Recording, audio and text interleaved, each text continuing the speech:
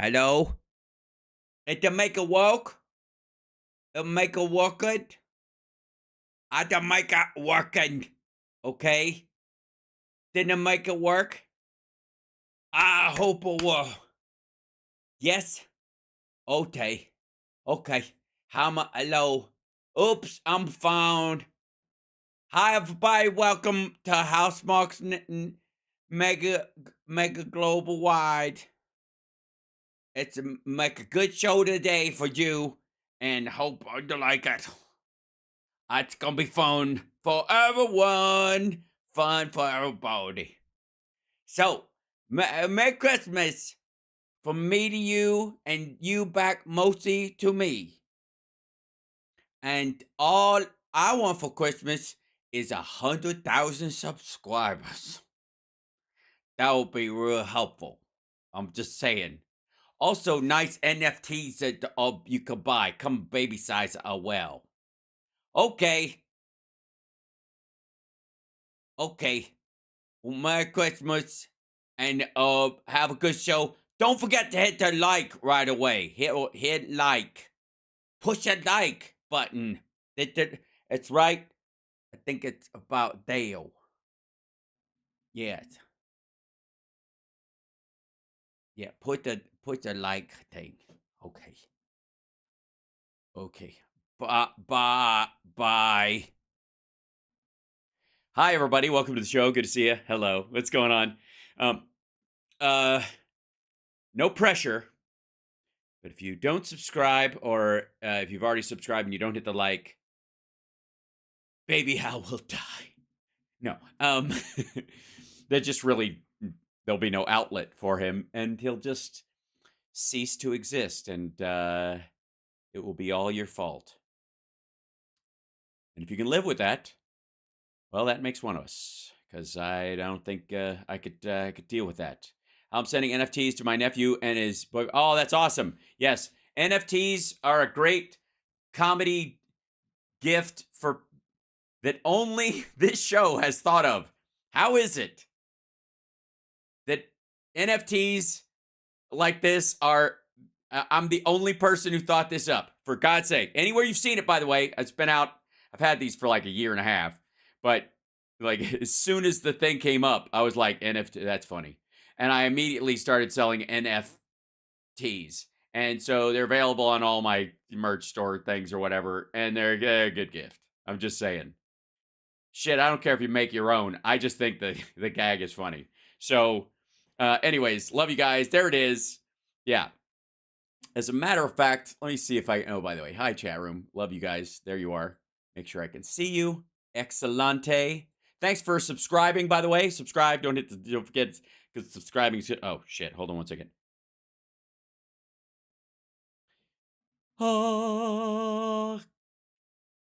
Light. There you go. My little side lights that cut me out are never mind. Again, not important. Hello. Hi. How are you doing? And what's shaking? Hey, yes, the Little Sparks Rascals could be its own thing. I love the chat as well, TSN Broadway. Thank you, Larry Leo. Also, hi, Sarah. Good evening, yes, to our dear friend CSL. Merry Christmas, everyone. Merry Christmas, Matt. Hello, sparklers, to everybody out there. Excellent. Kath, good to see you. TR Graphic just made it. Welcome to the show. I'm so glad that you got here. Let's see. Sorry, I missed that one. What about what's possible? What about the shower curtains with boxes of classified documents on them? Where they're they don't make the shower curtains on the sites that I saw. They have towels, which didn't quite do it, but I'll work on it.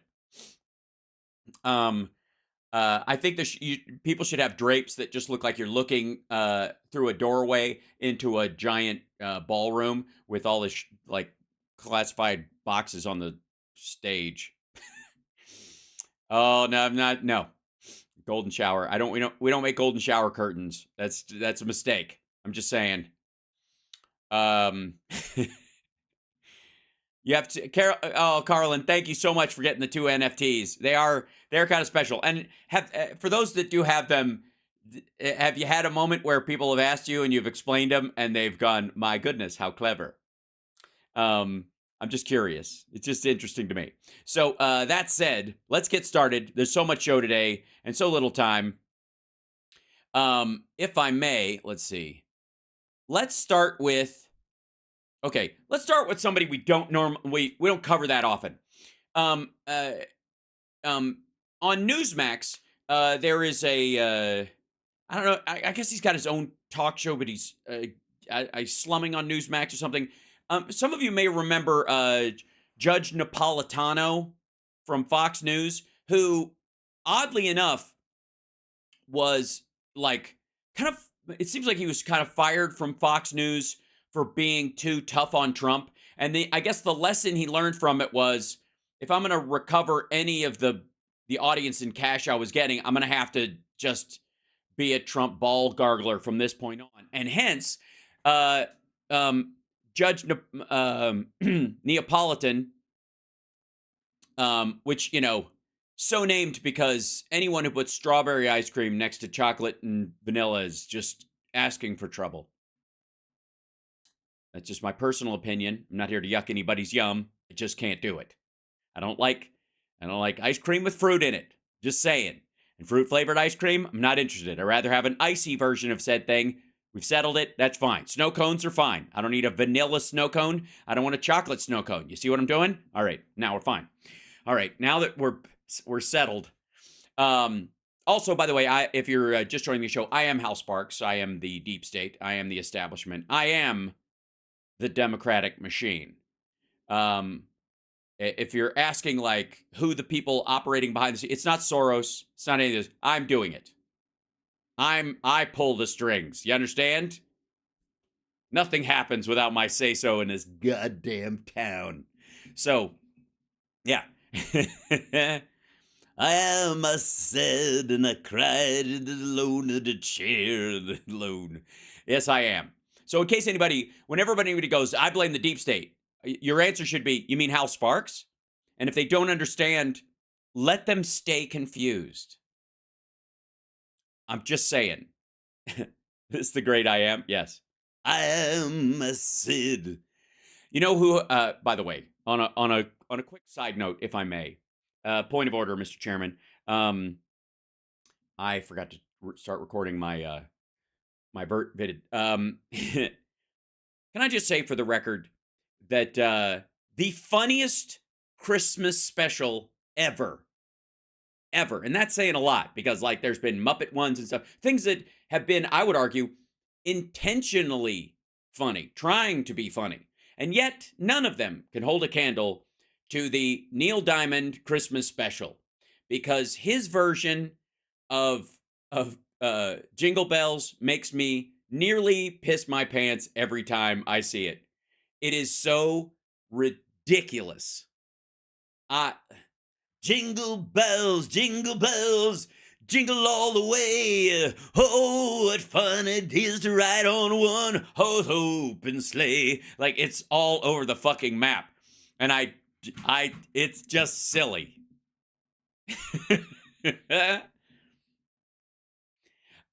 So, like, it makes no sense. And it wasn't that long ago.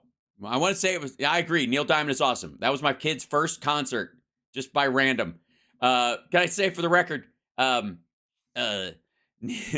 Neil Diamond just belongs nowhere near Christmas songs.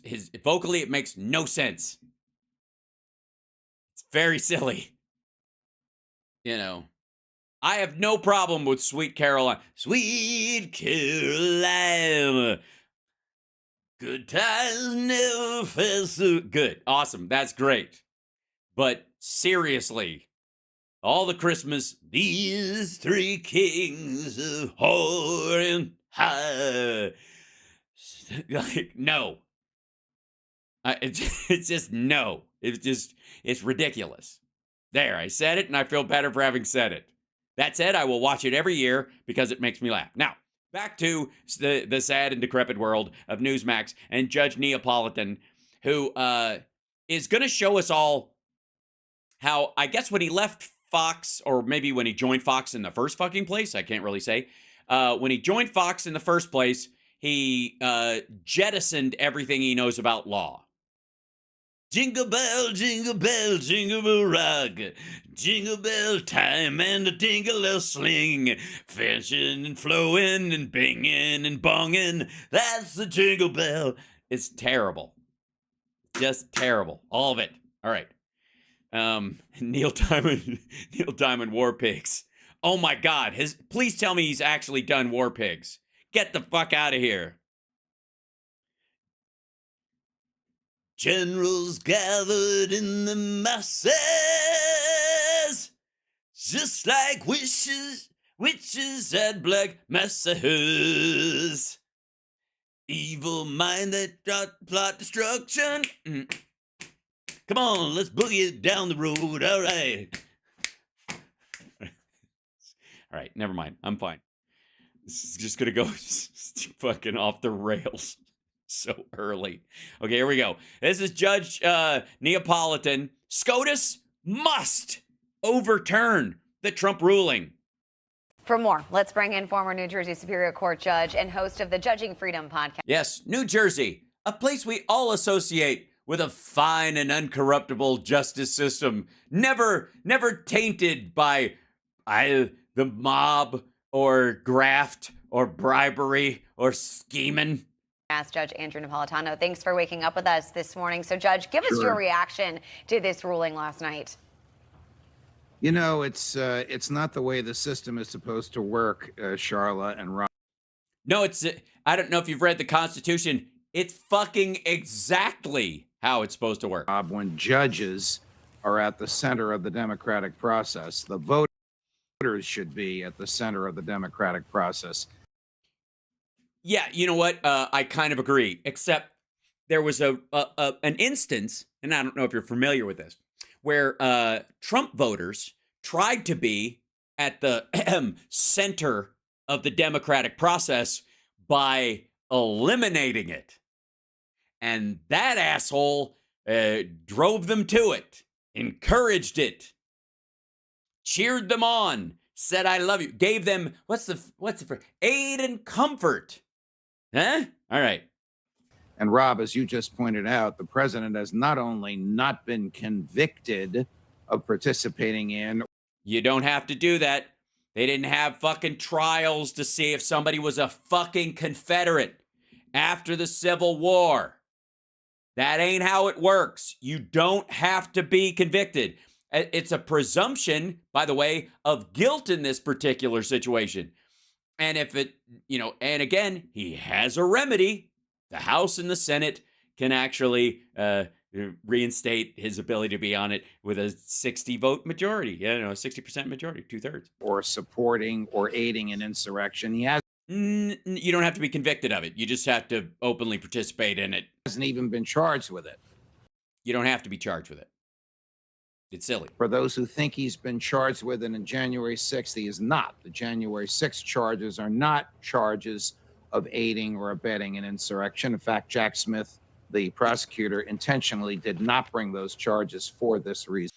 Yeah, because he wasn't aiding and abetting. He was directing it, which is not aiding and abetting. He wasn't his own lapdog in this. So where are we?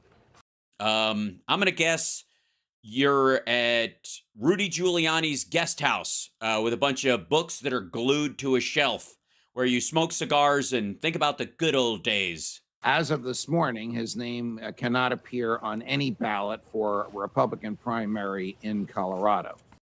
That's not true. Okay, baseline, this is just fucking stupid. If you're gonna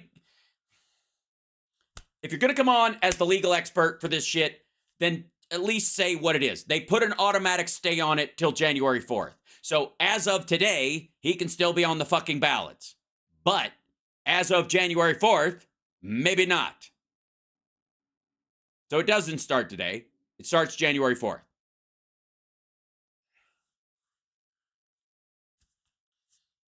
Their primary election is until March. It's going to make it a little hard, I think, to print paper ballots and have to print a new set. So it might guarantee there are machines in the Republican primary in March. That's gonna set Mike Pillow back a couple of weeks. If that decision is not disturbed by the Supreme Court of the United States, either because they don't want to hear it or because they're going to uphold it, the ballgame will be over for Donald Trump because. Well, they also could hear it and just deal with the fact that, yeah, there's already a remedy in place and he hasn't exhausted that remedy, which is to ask for a vote in Congress where 2/3 will allow him to be back on the ballot. And then they can debate it and argue it and laugh about it and give him the finger, metaphorically. But he's got a remedy available to him before it even goes to the Supreme Court. And the Supreme Court can look at the Constitution and go, oh, yeah, it says right here you might want to call Congress first because they have to have a vote before it comes to us. You have to, they kick you off. It says right here, a state can kick you off. So they interpret it, states' rights. So, but you can get kicked back on there. And if you do in Colorado, more than likely it would stop any of the other states who want to do it. So knock yourself the fuck out. Other states will do the same thing. That's why it's vital that the Supreme Court of the United States interfere with this decision. Interfere? That's curious. It's an interesting phrase. Judge, is it? Okay. Put it on hold, review it, and reverse it, and let the voters decide. The Republican voters decide who their nominee will be, and the general voters decide. No. Neither party gets to run someone who tried to tear down the Constitution, even if they think it's a good idea. But first of all, these are party primaries. Second, there are clear rules for who can run for office. At this point, you might as well be arguing that people under the age of 35 or non-citizens should run. It's cut and dry. Fuck off. Who the president will be. Otherwise, we don't have a democracy. Yeah, we do. Just think of it as the Republicans are trying to run a 12-year-old psychopath who's not a citizen.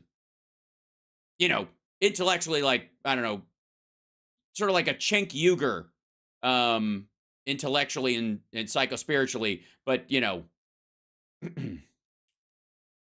way younger. Joe Biden's America, Judge. Due process and Donald Trump don't collide in the same. Hey, fuckhead. He's getting due process everywhere. Have you seen his attorneys misfiling shit? You know why his attorney was able to check the wrong fucking box and screw the pooch on his civil trial? Because he was getting due process and she fucked it up. This asshole is not being denied due process anywhere. As a matter of fact, this whole conversation over the last 8 months, especially since these indictments have come down, is all about the fact that this motherfucker is trying to punt due process and use pull every legal lever that he can get his hands on to try and move his trial in one particular thing or another till after the election. That is part and parcel to him getting due process. That's all he's due. He's just not getting more than he's due, and that's the problem these motherfuckers have. Senate's very often, clearly. Do you think the Supreme Court takes this up over the next few days? Yes, I think the Supreme Court will take it up in the next. Yes, and they'll go, you have a remedy, go talk to Congress, and then come back. Few days okay. Before.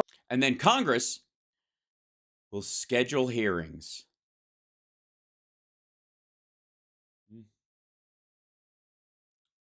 And I'm sure they'll get right on it. Because ballots will soon begin to be printed in. Yeah. What the ever-loving shit. Somebody at his Iowa Waterloo rally brought a picture, like a Playboy cover for him to autograph, and look at him.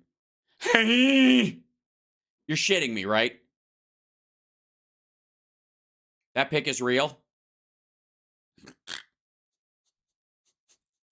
Please tell me it was one of his Christian conservative followers.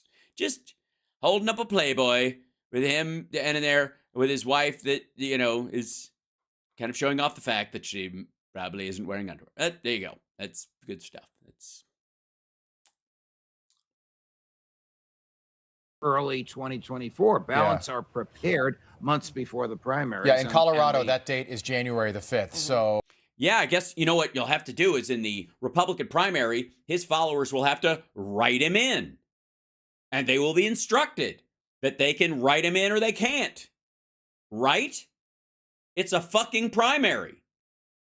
It's the Colorado GOP primary. You don't think those folks know that if they're not going to keep track of whether they can write him in or whether it will count? The Trump team says they're going to appeal. We expect them to do that. Yeah, well, I don't expect them to appeal to anyone. The question is now, does the Supreme Court of the United States actually weigh in? Actually, though, on this issue? The same thing could happen in North Carolina and other states. And the fear is, so fine, Colorado's a blue state. If Trump's not on the primary ballot on March 5th, which is Super Tuesday, 16 states vote on Super Tuesday. That might not affect his ability to win the nomination ultimately. But then they could use the same Yeah, it might. argument to keep him off the ballot on November the 5th if he is in fact the nominee. Correct. There was a trial in Colorado in which the former president's lawyers participated. Yes, very poorly. And they argued that he didn't swear an oath to the Constitution to defend it, and so he swore an oath to defend it, not to support it, and not to it. Yeah, so that was, it's hard to even fathom their fucked up legal argument. It's just dumb. They argued he's above the Constitution. Explain that to these two dipshits, Judge Neapolitan. I don't know if they took it seriously because the former president was not there. Why do they keep showing that picture? Okay, clearly Newsmax is trying to fuck with Trump. And did not testify. But at that trial, which went on for 3 weeks. Yeah, really? They didn't just flip a fucking coin and go, we're a blue state anyways. Fuck that guy. I don't like him. A Colorado trial judge found that he did participate in and did incite the insurrection, on January 6th. And therefore, that's grossly unfair to him. But the Colorado Supreme Court upheld those findings and then said, as a matter of law, his name's not going to be on the ballot. So judges are interfering with democracy by following the Constitution. In Colorado, judges will preserve democracy, the Supreme Court of the United States. Yeah, you're not wrong. There's nothing democratic. Yes, he is. About what the Colorado Supreme Court did. Well, I blame the founding fathers then. Apparently they drew a line. Apparently there's nothing democratic about the fact that you have to be 35 to be president, for fuck's sake. Right? Is there anything democratic? What if the American people want to elect a foreign citizen? What do you think? Is that okay? There's something inherently undemocratic, wouldn't you say, that the American people don't have the right to elect a non-citizen or a someone who wasn't born an American, right? You can't be a naturalized citizen. You can't, you're not allowed. Apparently, we're all yes, Arnold Schwarzenegger. There's a bunch of Republicans who are having their democratic choices were thrown out the fucking window. Right? How concerning is this if the Supreme Court doesn't step in and take this case? It's highly concerning, Charlotte, because there will be other states where the judicial system. Oh, by the way, people are saying in the chat room, like that TYT guy. Yeah, that's why Cenk can't be president. And that's why the money that he's raising is fraud. If he's raising money as a candidate when he legally cannot be a candidate, that's kind of it's got to be a violation of election fundraising laws. One would think. Is popularly elected and manifests the anti-Trump attitude that the voters in those states have, and they will move to keep his name off the ballot. Look, he's got to be on the ballot in all 50 states. Whoever's running for the Democrats, who's ever running for the Republicans, and also the minor candidates should be on the ballots in all 50 states 51 because you can vote in D.C. Yeah. Because that's the Democratic system. So if the Supreme Court does not get involved, then judges will be deciding who the president of the United States is, and that's not a decision for the judiciary. No. Well, Trump should have thought about that before he fomented an insurrection. A failed one, by the way. Oh, especially, the 7 judges, so it was a 4-3 decision. So it was close in Colorado. The 7 judges on the state Supreme Court were all appointed by Democrats. So you could make the argument, Judge, that the books were cooked before this thing even got to their desk. Yeah, you almost like Trump maybe shouldn't have been as open and stupid as he was about fomenting an insurrection. Should have buried the lead a little more, protected it, covered his ass some more so that he wouldn't be in danger of being kicked off the ballot after his insurrection failed. But you know what? He's such a winner. And maybe he just got tired of winning and just went back to losing, or he just figured what could possibly go wrong? Of course it's going to work. Of course Mike Pence is going to do something he legally can't do. And if he does do it, then, if he doesn't do it, then we'll just attack and send it back to the states and steal the electoral votes or whatever. I am sure that Donald Trump will make that argument and will make it effectively. Now, no. Why? Why would you think that? First of all, have you seen this motherfucker speak lately? He's not making any point effectively. Secondly, he had 3 goddamn weeks. He has lawyers that dealt with this. He could have gone down, he could have gone 1 fucking day to that trial. He blew the whole goddamn thing off. You know why? Because he either wanted to golf, hang out with the Saudis, go to Iowa or New Hampshire, or if he did want to sit in a courtroom, he wanted to sit in the one in New York where the case was already decided. It's just a matter of how much of a fine, how much of a penalty he's going to pay, and he just wants to sit there and bitch in the hallway. Lord almighty. Whether or not these 7 justices, there they are. Yeah, there they are. 4 dudes and 3 chicks. So all 3 chicks and one of the guys, clearly, of the Colorado Supreme Court are biased against him because they're Democrats and he's a Republican. I don't know. But Trump. Well, here's how you know. If January 6th happened and they reacted to it, then their judgment is what they're hired on to look at and weigh that against his argument or his lawyer's argument. If January 6th never happened, there's no way these fuckers could have cooked up a way for him to be kicked off the ballot. No way at all.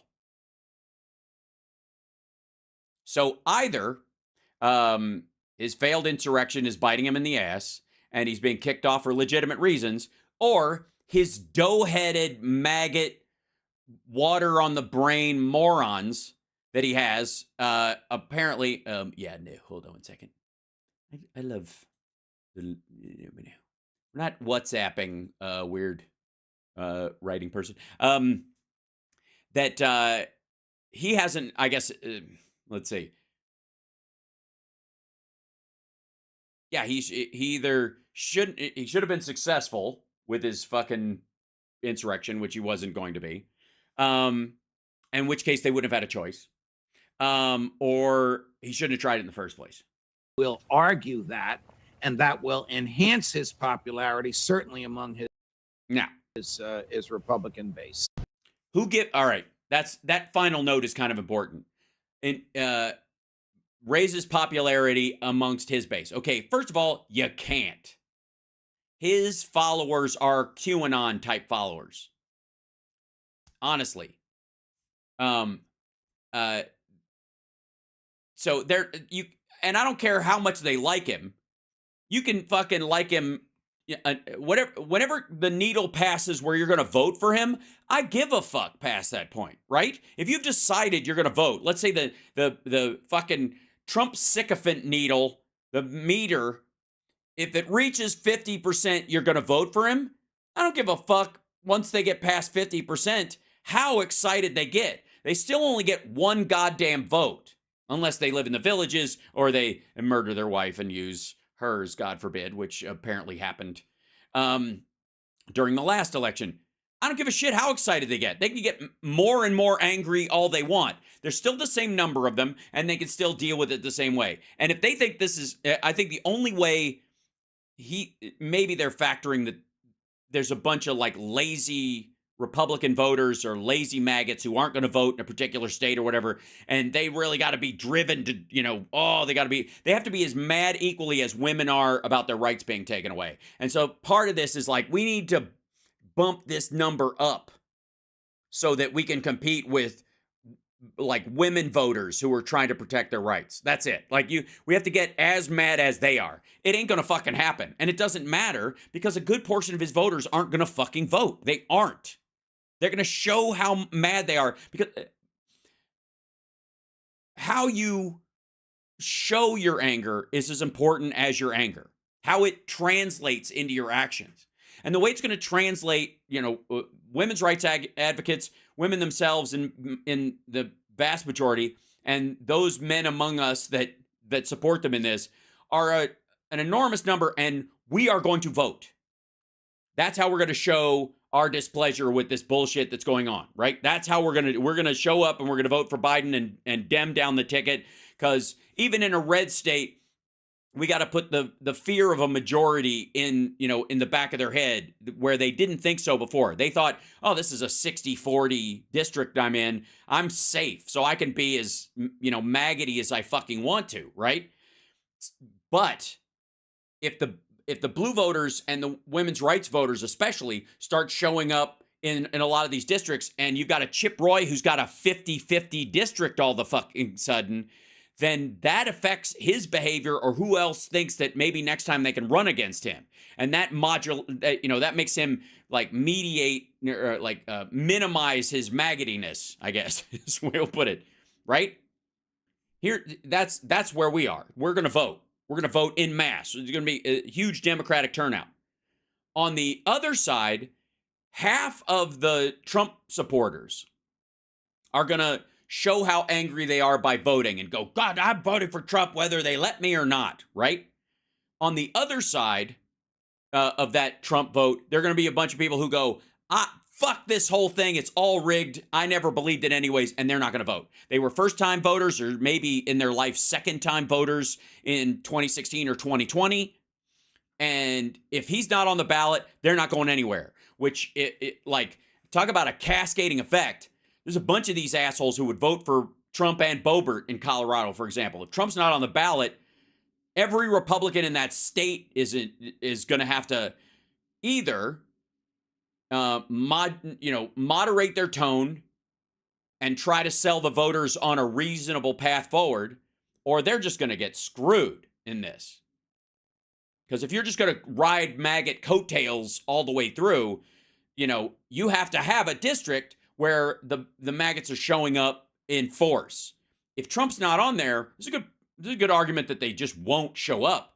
And in a state like South Carolina or something, that is a real game changer.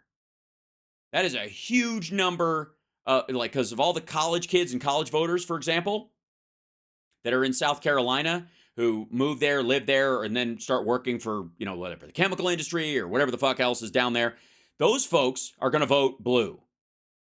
And if half of Trump's voters are like, I'm taking my ball and going home, it's a sweep. That's the reality they're dealing with. That explains the panic attack. But it's very important that he, that last little statement that he just said. Hold on. They're Democrats and he's a Republican, I don't know. But Trump will argue that, and that will enhance his popularity, certainly among his Republican base. Right. Again, cult members don't double in number because they don't asexually reproduce through rage. There are no maggots out there who are going fuck so loud that they go and they turn into two. As a matter of fact, it's kind of the opposite. They get more off-putting. That's why we maintain our sense of humor and enjoy ourselves, even when the stress meter gets pegged and there's a lot of shit going on, because we want to remain charming during the whole thing. So, all right, next up. By the way, like, subscribe, give a thumbs up. You're watching Hal Sparks Mega Worldwide. I go through these whole goddamn things, and it's just part and parcel of the whole thing. And by the way, here's you want to see how happy Republicans are right now. You want to see how happy and by the way, especially the ones that, whether they're saying it or not, are aware that Colorado had every right to do what they do and did in this particular situation, and that there is a remedy which involves the Congress, and that they will have to do it, and that they'll have to stand there while the Democrats and others are making an argument that Trump absolutely engaged in an insurrection, while Democrats play footage of Mitch McConnell and Lindsey Graham in the well of the Senate saying, "I'm out, I'm done," or the law should deal with him or whatever, and then it bounces back to them. Now they got to vote about whether this motherfucker should be on the ballot again, and we get to play that live. They're not anybody who thinks they're looking forward to that should look at Jim Jordan right now. That dude looks fucking tired.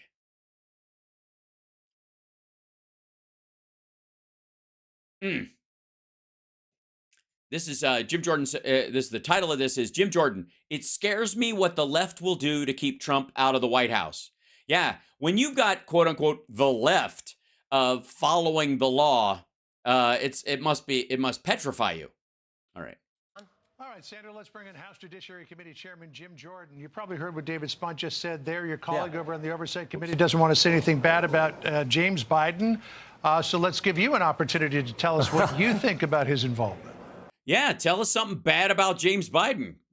Well, I do think we'll get a chance to talk to him. Our lawyers and the oversight lawyers have been reaching out with the folks who want to talk to their legal counsel. So we think we'll talk to Jim Biden in January. We think we'll talk to Rob Walker, Eric. You think so? You think? You think? You think, do you? You thinking? Well, how about you think me up a donut while you're thinking? How about that? How about you say think again? Say we think again.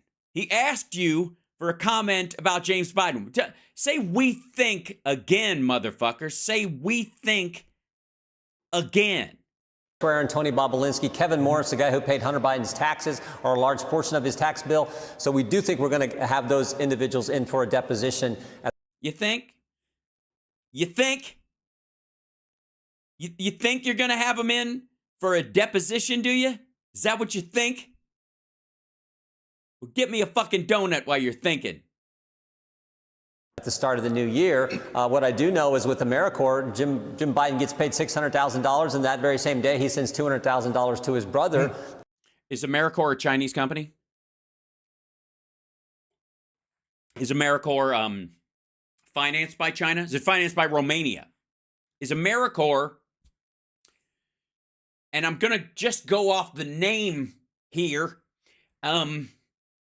American, and is your biggest tie of money coming from James Biden and his wife to Joe Biden comes from AmeriCorps. Again, this is the same fucking shit. I'm fine. I'm going to hold it together. Remember Jamie Comer's bullshit like China money communist company giving it to this company, shell company, and then the shell company goes to Owasco, and then the money comes from Owasco, which is Hunter Biden's law firm, to James Biden, and then James Biden's wife writes a check for $40,000, right? That's the whole thing, right? And that's where you get the China money. Well, Jim Jordan just fucked up that whole thing. Because Jim Jordan just pointed out that the money to pay back the loan didn't come from China money. It didn't come from China money. It didn't come from China money. It came from China money.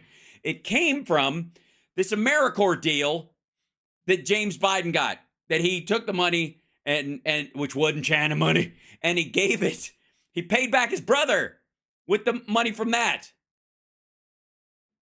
You just fucked the whole case, stupid. You just, everything. God damn, these guys are dumb. It can't be China money. If the money you're talking about, the $240,000, the $200,000 check and the $40,000 check that both came from James Biden paying Joe back for a loan, right? Right? If the money came from AmeriCorps and he paid it back that same day, then it ain't China money, you dumb son of a bitch. Oh my God. But how do you suck at this bad? You've been doing this forever. China money. It ain't China money if it comes from AmeriCorps. You tit. God, this is so stupid. China money. Comer's a rhino now? I don't doubt it. Just so fucking... and nobody... And by the way, do you think any of these dickheads are going to go, wait, real quick. So you're saying that the money that James Biden paid to Joe didn't come through... Hunter Biden and the China money, it came from this AmeriCorps deal, which doesn't involve any foreign country at all. And ultimately, how did you find this out? These motherfuckers too. Do you know how they found this out? Do you know how? God damn it. You know how they found out that James Biden got money from AmeriCorps? And the AmeriCorps, that money went that. You know how they found it? You know where they got that from? Because AmeriCorps apparently thought they were buying Joe Biden's influence, and they didn't get it. Not only does this whole thing prove that the fucking money didn't come from China money, it was because James Biden very well may have insinuated that his brother might help him. And Joe never did. Joe didn't do anything to intercede on behalf of this fucking company. If they were selling his influence, they were doing it without his permission, and they didn't get any. I mean, it's obvious that if there was all this China money floating around, we still haven't figured out why China would want Joe Biden in office, effectively skull-fucking their entire economy. Compared to Donald Trump, who worked out a deal with them basically so they could devalue their currency so that they could slip him a slush fund of money to pay off farmers so he could buy the Rust Belt. Or the Farm Belt, I guess, technically. The former Rust Belt. Indiana through Kansas and Iowa. And it seems to me that it's not China money. Was always about see, seems again. Seems, does it? It seems 3.5 fucking years, and that's what we're okay. Where it seems 3.5 years. Tens of thousands of documents. You got fucking boxes stacked to the goddamn ceiling in Jamie Comer's office, and you're saying seems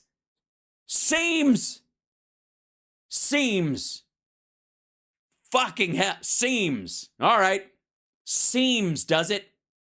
This late in the fucking game, it seems, does it? It seems, does.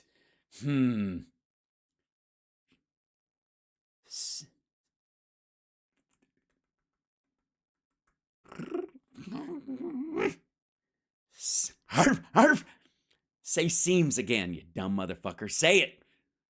Say seems.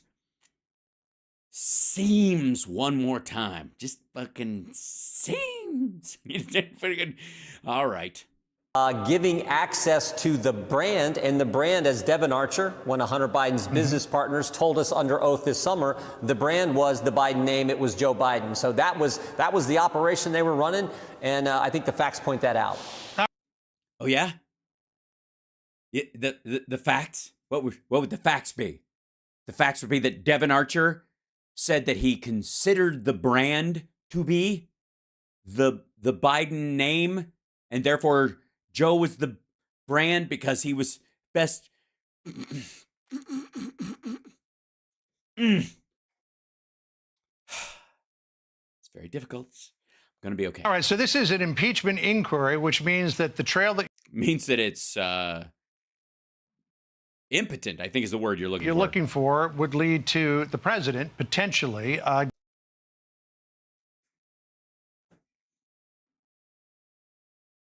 Did he just say potentially? Potentially. Is that what that's? I don't even. Potentially. Now, at this point, this part of in the impeachment, potentially. This really chaps my frosting. God damn it. Again, your colleague over in Oversight, James Comer, tweeted this. Bank records, 150 plus suspicious activity reports, IRS whistleblowers, emails, texts, transcribed interviews. The evidence is overwhelming. Joe Biden benefited from his family business schemes. But oh, wait. Did he just start the next sentence of that, if I may say so my damn self? Did he just start that with the word but? Did he throw a but in there? Because it's yeah. It says overwhelming. Joe Biden benefited from his family business schemes. But what has not been uncovered yet, and we don't know if it exists even, and I think a lot of people want to know about this, is where is the evidence of wrongdoing on Joe Biden's part? Well, hey, we're just getting started. The contents of the laptop have only been available completely online, as bullshit as they are, and beyond the fact that the fucking laptop doesn't even exist, for 2.5 years now. So, and Well, I always go back to the involvement of the Biden family with this Ukrainian energy company, Burisma. Are you going to go to the fucking phone call after I already dunked on this, you dumb son of a bitch? We're going to go there, are we? This guy always making me have to open my goddamn Notion so I can, if I may, let me scroll this over here. I have a little file in here that I got called Shokin's Gotta Go. And under Shokin's Gotta Go, I got the memo. So let's see if this absolute ass handle, this human corpuscle, decides that he's going to go to the timeline of the phone call. Phone call happens on December 4th. Joe Biden takes a trip on December 7th, alleging that the phone call on the 4th changed what Biden was going to do on this trip that had been planned for months, in a series of trips that had gone on. I have a short that will, you know what? We should just link that in the bio of the videos from now on throughout this horse shit. I think that's a good idea. CSL, let's add, if we can, let's add the link to the short I did about this dipshit that points this out, just in case anybody who's coming along later goes, "Oh, really? What's? Yeah, I didn't realize." Here we go. I always point out there are 4 fundamental facts, John. Okay, 4 fundamental facts. These are fundamental and they are facts. They're not opinion. They're not conjecture. They're facts. Give it up. Hunter Biden gets put on the board. Fact 1. Fact 2, he's not qualified to be on the board. He said opinion so himself in an ABC interview. Fact. Yeah, but you don't have to be qualified in terms of your knowledge of oil and gas to be on an investment board. He was qualified because he simply could not leave with the investors' money. Through the executives at Burisma who put him on the board, ask him specifically, can you weigh in with D.C. to help us deal with the pressure we are under from the prosecutor? Can you weigh in with D.C.? Because they can't, they don't, there was no phone call to Joe. And then, so when was this? Very next thing that he does, this is again from the deposition, is we asked Devin Archer, what did Joe Biden, because he was there when this request was made, what did he Yeah, when was this request do made? after he got the request? And Devin Archer says he got on the phone, Hunter Biden got on the phone and called his dad. And then No, he didn't. Okay, first of all, it's a lie. He didn't say, he said, I wasn't there. They called D.C. to talk to some people like they were lobbying people. But he never said he called his dad. That's Jim Jordan lying about what Devin Archer said. Period. End of story. You can even believe, I will say this, you can even believe that he did call Joe. Okay? You can believe that. But what the fact and evidence is that that's not what Devin Archer said. the more important question is then what did his father do? Then So after the phone call, Vice President, is he went to Ukraine and conditioned, and this is what's I think so interesting, conditioned the release of American tax dollars to Ukraine on the firing of the prosecutor who was applying the pressure to the company that his son sat on the board. No. Also, can I just say for the record that that decision to get that guy fired had been made before the phone call. December 4th is the phone call. December 9th is ultimately the meeting. Biden's trip was like the 6th to the 9th, and he was leaving on the 9th. This is the vice president's itinerary. V. POTUS. This is his document for his, with his Yatsenyuk discussion. All this stuff with Poroshenko, and these are their talking points. Both papers are extremely similar. They have two drafts of it, but this is the one he went with. November 22nd, motherfucker. I talk about this in the video. It's really abundantly clear. At the very top of the document, the trip was already planned for the 7th and 8th. He stayed through the 9th. Or they pushed it a day, but they'd shifted over. There was no like, oh, fuck, I got a call on Friday, so I got to fly out on Monday to cover my son's ass. Never happened. Didn't happen. Gymnasium is lying about this. Now, goals and objectives. Primary. This is the first thing. Your visit to Kiev is about infighting between the parties. They're just, this is after Russia's attack, and they're trying to stabilize. They're trying to have real elections after the Euromaidan, and fucking Paul Manafort talked Yanukovych into firing into crowds and did horrible shit. Right? Here we go. Background, unity and reforms. We've seen this before, but I'll show it again. With local elections in the rearview mirror, let's just do the whole thing.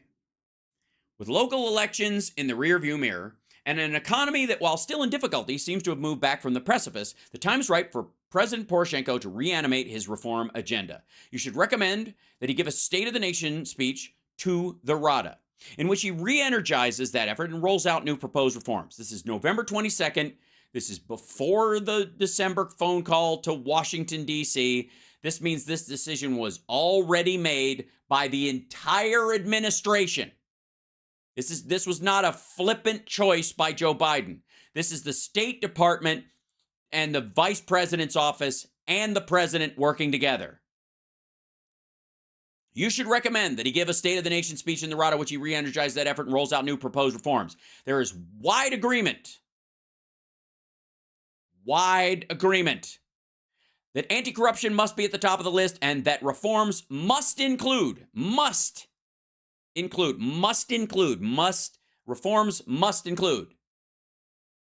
or you don't get the money. Must include. We're getting to a, must is a big word. It's important in these kind of documents. It's definitive. Must include an overhaul of the Prosecutor General's office, including removal of Prosecutor General Shokin, who is widely regarded as an obstacle to fighting corruption, if not the source of the problem. Now, it's not like, which the vice president has told us is is behind all the corruption, and or is a source of it, or is an obstacle to fighting corruption. As the vice president has said in our meetings, as a chorus of one.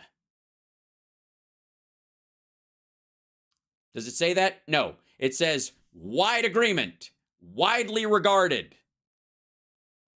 Everybody was in on this. It's specifically why Biden bragged about it at the CFR.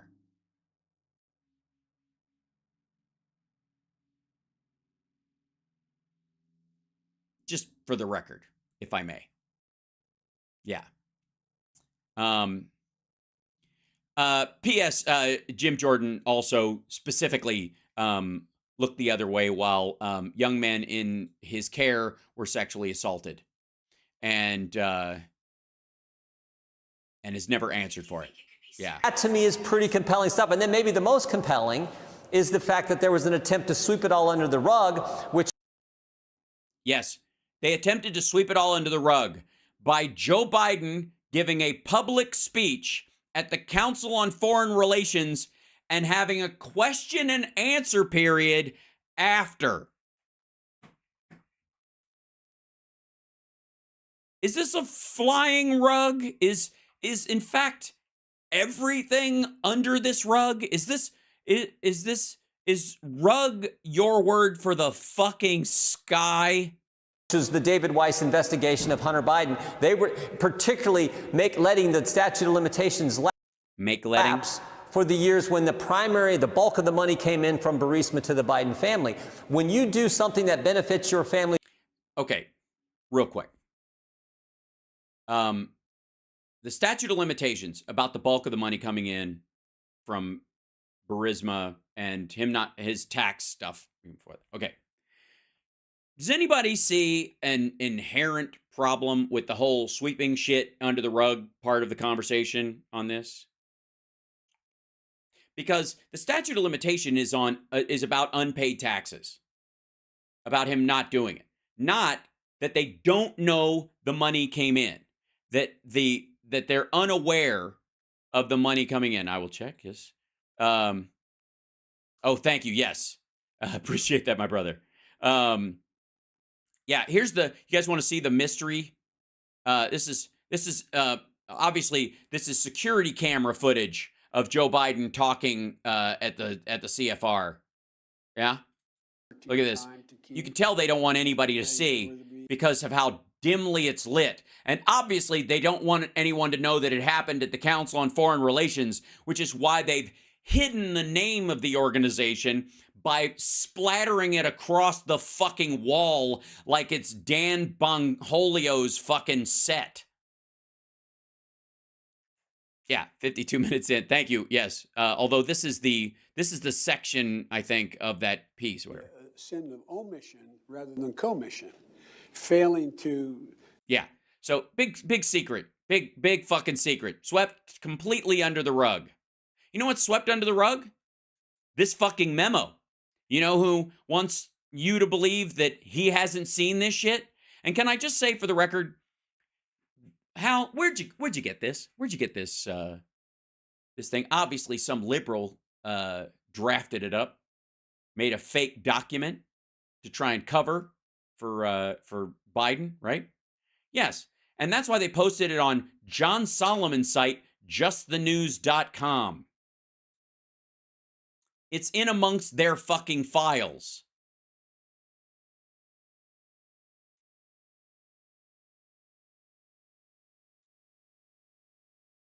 Can you guys at least try and make this difficult for me? I'm serious. I'm too good at this. You can't just fucking... You can't hit all these fucking pop flies right into my glove. You're boring me, Jim. You're boring. You're fucking boring. Financially, and you're in a public official, that's not supposed to happen, but that's exactly. Oh, Jesus Christ. Old post office hotel, empty floors full of hotel rooms rented by the fucking Saudis and the Qataris and everybody else that Trump wants to borrow money from or curry favor with. Rows and rows and rows and full floors of empty fucking hotel rooms. Amazingly booked out the ass the entire time he's president. So fucking weird. If it hadn't been for COVID, nobody would have noticed that they didn't going door to door like, oh, there's nobody in this one either. Oh, there's nobody else in this one either. Oh, there's nobody else in this one. Exactly what it looks like took place. All right. Well, we expect this to all kick into high gear as the new year turns. You do? You expect this? You don't think, wait a minute. You don't think this is high gear? Motherfucker, they're grinding second gear, and that's as high as this shit goes. Want to ask you about this Colorado Supreme Court decision on President Trump, kicking him off the primary ballot. It's clearly in limbo right now, depending on whether or not the Supreme Court takes it up. Do you believe the Supreme Court will take it up? And is it possible that this could all backfire on Democrats in Colorado by engendering more sympathy and support for President Trump? Well, we'll see. To your first question, I do think the Supreme Court will take it up. I think they'll say this is ridiculous because it is ridiculous. Anyone with that's not technically that's not a legal term. Common sense can see. Even Jack Smith, who's been out to get the president, has not charged him with insurrection, which is what they cited as the reason for keeping him off the ballot. The 14th Amendment doesn't talk about the office of the president in that section of the 14th Amendment. Oh, fuck you. All right, there you go.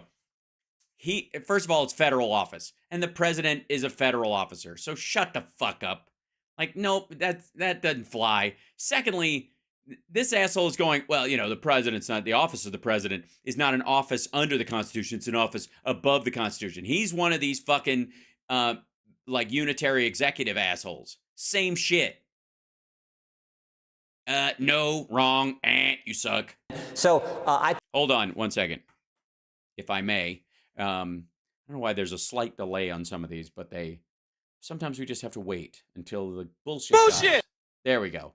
Come in and let everybody know how we feel about all this, because it's clear that they're aware. I think it's and frankly, the president was put on trial and found not guilty by the United States Senate when the Democrats. No. He wasn't found not guilty. First of all, you're not found not guilty in that situation. They just didn't want him. He was already out of office. Republicans already voted that, we think he did it, but we'll let the courts worry about it. Democrats did their second crazy impeachment of him before. But the scariest thing of all, in my judgment, John, is the escalation with what the left will do to try to keep Donald Trump out of the White House. The way they pushed him to cause an insurrection and pushed him to fucking chuck ketchup at the wall and yell at the TV and basically fap to his followers, endangering their lives and the lives of police officers and elected officials in the Capitol that day, and then ended up going onto the fucking the Rose Garden going, "We love you. You're very special. You're so special." I mean, first it was they spied on his campaign, then no, they didn't. It was the Mueller investigation, then it was the impeachment, then it was raiding his home, then it was indicting him in 4 different locations. Okay, they didn't raid his home. First of all, it's not his fucking home. It's an event property. He lives in a couple of the apartments there part of the year. Mar-a-Lago's not a fucking house. He doesn't invite. If he is, what kind of fucking lunacy is it that a former vice president lives in a wedding event space or rents out a section of his house to keep it fucking afloat? Yeah, it's a business. That's exactly right. There was no raid. Not a single door was kicked in. Not a one. Not a fucking window broken. You want to see what a raid looks like? Check Jan 6, you dumb son of a bitch. 2 Jack Smith at the federal level, 2 at the state level. And well, he did crime a lot in a lot of different arenas. So don't forget the civil stuff, because he is a rapist after all. Atlanta and Manhattan, and now they're trying to keep him off the ballot. No. He did stuff that would keep anyone else off the ballot, and somehow he's getting way more latitude than anybody else would. Because we have a 2-tier justice system. One for the rich, and like him, or the alleged rich, and one for the rest of us. This from the party who talks about we're protecting democracy. It's ridiculous what they're doing to President Trump, and I think the country sees through it. So to your last question, it may in fact help him in Colorado, but certainly I believe it's going to help him around the country.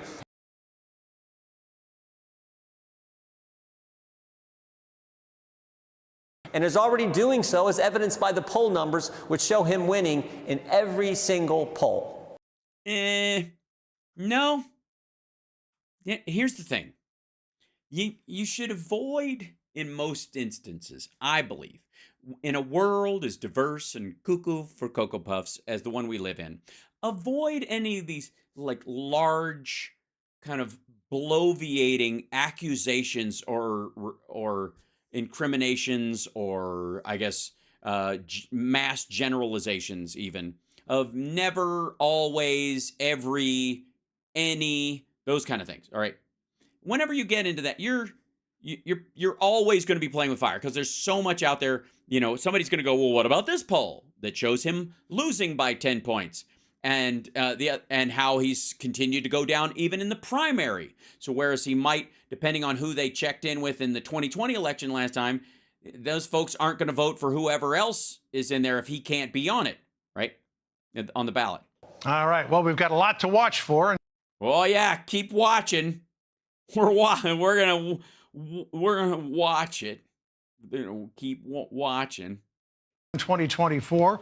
Jim Jordan joining us. Looks like you pretty much got the place to yourself today. I guess a lot of You see, you're alone. people have already gone home. Yeah, nobody wants to hang out with you, Jim. Is it? They all left, and you're just there, and not in a hurry to go see your family for the holidays, or no, nobody. Your staff's all left.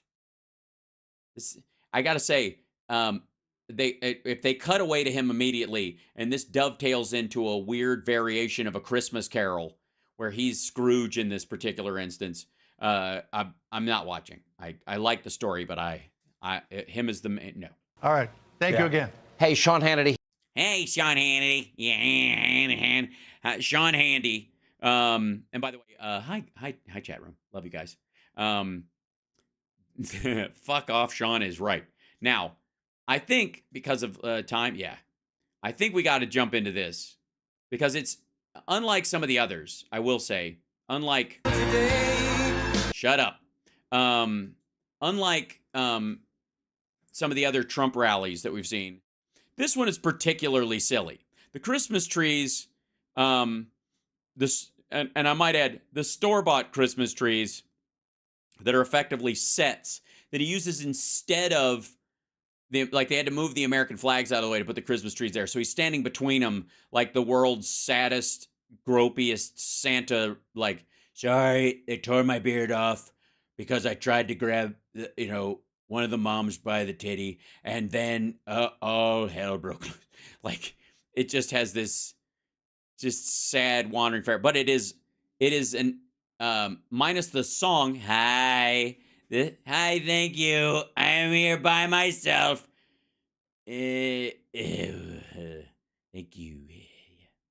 Okay. By the way, another small crowd. And it's not a big room to start with. And there's a lot of gaps at the back of the room, as reported. And he's very upset about this. So more than likely, I have not pre-watched this, but I've seen pictures. More than likely, we're gonna hear a lot of even outside, it's packed. That shit, right? We're gonna hear like, oh, outside, huge crowd of people trying to get in, but we couldn't do it because we need large open spaces on the floor for dancing. But this is, I'm good. Okay. All right, they're getting smaller but louder. He's got the look on his face of a national arena touring act that is on their 5th state fair, and it's starting to dawn on them that they may never play an arena again. You know what I mean? Oh, there you are. Give a thumb up your ass. That's right. I'll poke you in the booty with your... Hello. I'll just stand here like redneck Himmler. Just kind of play the song till it's done. What? Honestly. Hey, hello, front row Joes. I recognize you. Yeah. Is there anybody actually from Iowa here? Shit. What is this? What kind of an asshole stands like? Hi. How are you? I'm a wallflower, and no one will dance with me. Wallflower, alone at the dance again. Wallflower, where is my Princess Charming? All right. Yeah. They have no idea. I'm filling my diaper with soup right now because I'm really upset at how small this crowd is. Hey, boy. I'm like Mall Santa Mussolini. That's what I am. Like Mall Mussolini. That's a I think that's a good one. I think that we should Mall Mussolini might stick. Hey, you, I know you. I think. Do I really know who any of these people are? Hello, thank you. I see you everywhere. I can't tell if I should be happy they're stalking me or upset. Darth Maul Santa. Now that makes him sound too cool. Maul Mussolini. That's my future. Does that nunt queef? No doubt, right? If you mic his tie, it's like if he moves his head forward. Okay. All right. It's so funny with it, like the song not playing. He's like, all right, let's get this shit over with. Okay. Free. Thank you very much. All right, now we can play the. Thank you, Waterloo. Very much. It's great to be here, and a lot of people outside. A lot of people. Oh, fuck you! Right away. Right away. A lot of people outside. Apparently, it's better to be outside this thing than in this thing. How does that keep happening? Everywhere I go, people would rather be outside the room I'm in than inside the room I'm in. I might start taking this personally. He didn't even wait. Usually he goes, good, Iowa, it's great people and patriots and all that shit, like the first 8 sentences off his speech. A lot of people outside. Not a lot of people inside is what I meant to say. People outside. We want to stay right here, and I want to thank you very much. What? You don't want to go outside and talk to them? Are they protesters? What the shit? Wait. Waterloo, thank you very much. It's great to be here, and a lot of people outside. A lot of people outside. We want to stay right here, and I want to thank you very much. We don't want to see those people, the people who couldn't figure out how to get into a half-filled auditorium. Obviously, if they don't want to be in here, they're dangerous and they scare me. And I'm pooping again. Here it comes. We want to stay inside because I don't trust anyone. This is an honor. We cover all corners of your great state. You know that.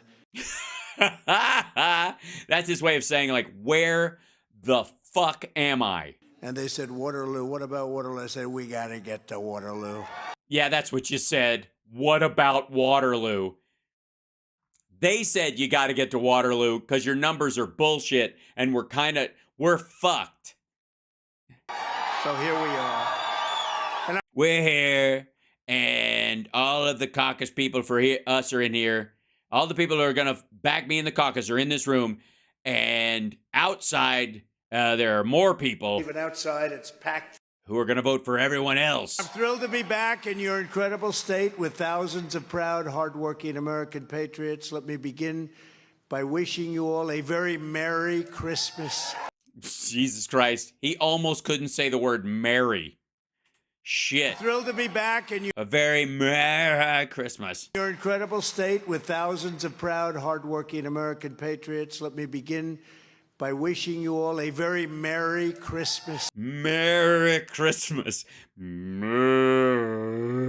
It's like something where it goes in slow motion all of a sudden, and you just see the pie hurling through the air. I want to wish you all a very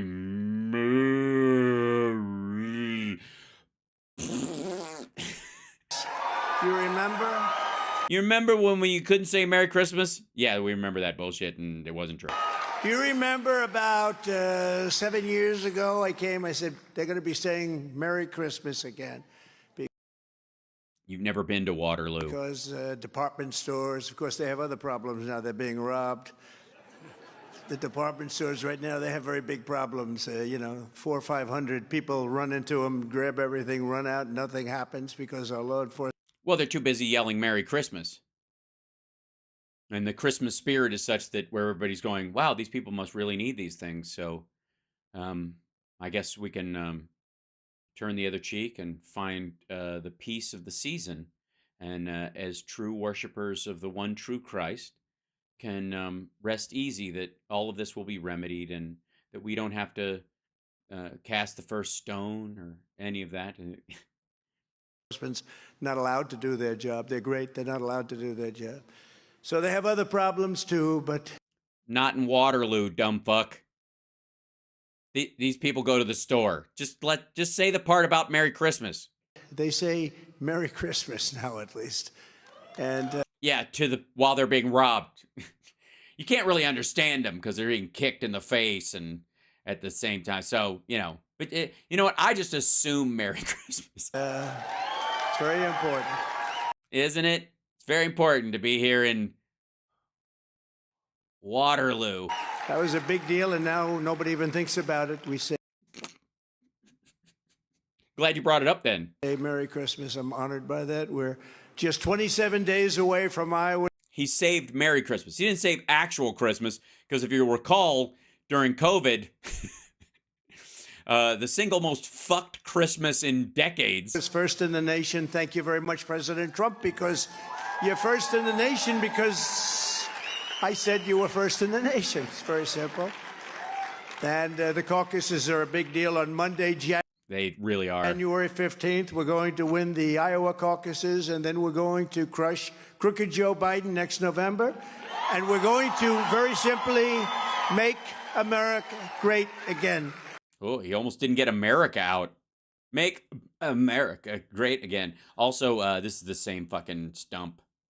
I will just have to watch for any variances or is wandering up. And I don't know, is he going to point at a front row Joe or a third row? Are there 8th row Joes at this fucking place? Is this place so small that it can only hold front row Joes? Thank you. Thank you, Bessie. Bessie? There's a cow there? I want to thank a very special person. She stepped up very early and very strong, and she's highly respected. I think she's probably your most... we have to call everyone a politician, I guess, if you run for office. I think she's probably your most popular politician right now in Iowa. Brenna Bird, your Attorney General. Thank you, Brenna. Yeah. You do realize if you're at a caucus meeting and basically you're just drumming up support, if they're the most popular person in the state, people will say their name before you finish the description. Thank you, darling. Thank you, darling. She's been incredible. Yeah, but that stops now. A man who endorsed me before I was even running. I said, who's this guy from Iowa that keeps talking about Trump? And he's I call him the Marlboro Man. He's a handsome guy. State Senator Brad Azan. Azan. Oh, boy. This is going to be fucking rough. If he's having this much trouble talking this early in this shit, that's why they cut it short. That's why it's only an hour. That and it's fucking Waterloo. Where's Brad? No offense to Waterloo, by the way. I've done stand-up in towns this size, Now, there's a difference when I do a show in a place like that. My show isn't free. So the crowd I get is, people who've actually paid to be there. As opposed to, we ain't got nothing to do. Let's just wander over there and watch Trump do his own Between Two Ferns to himself. Thank you, Brad. Thank you very much. He's been great. He was endorsing me before I ran. I said, who is that guy? But he was probably the first Yeah, just like everybody else in that room. one in the whole country. State Representatives Bobby Kaufman, who's fantastic, by the way. And his father's fantastic, too. Well, that's good. Fantastic runs in the family. Must be genetic. It's the genes. Derek Wolf, Craig Johnson, and, of course, Iowa GOP Chairman Jeff Kaufman. There's a slight relationship there.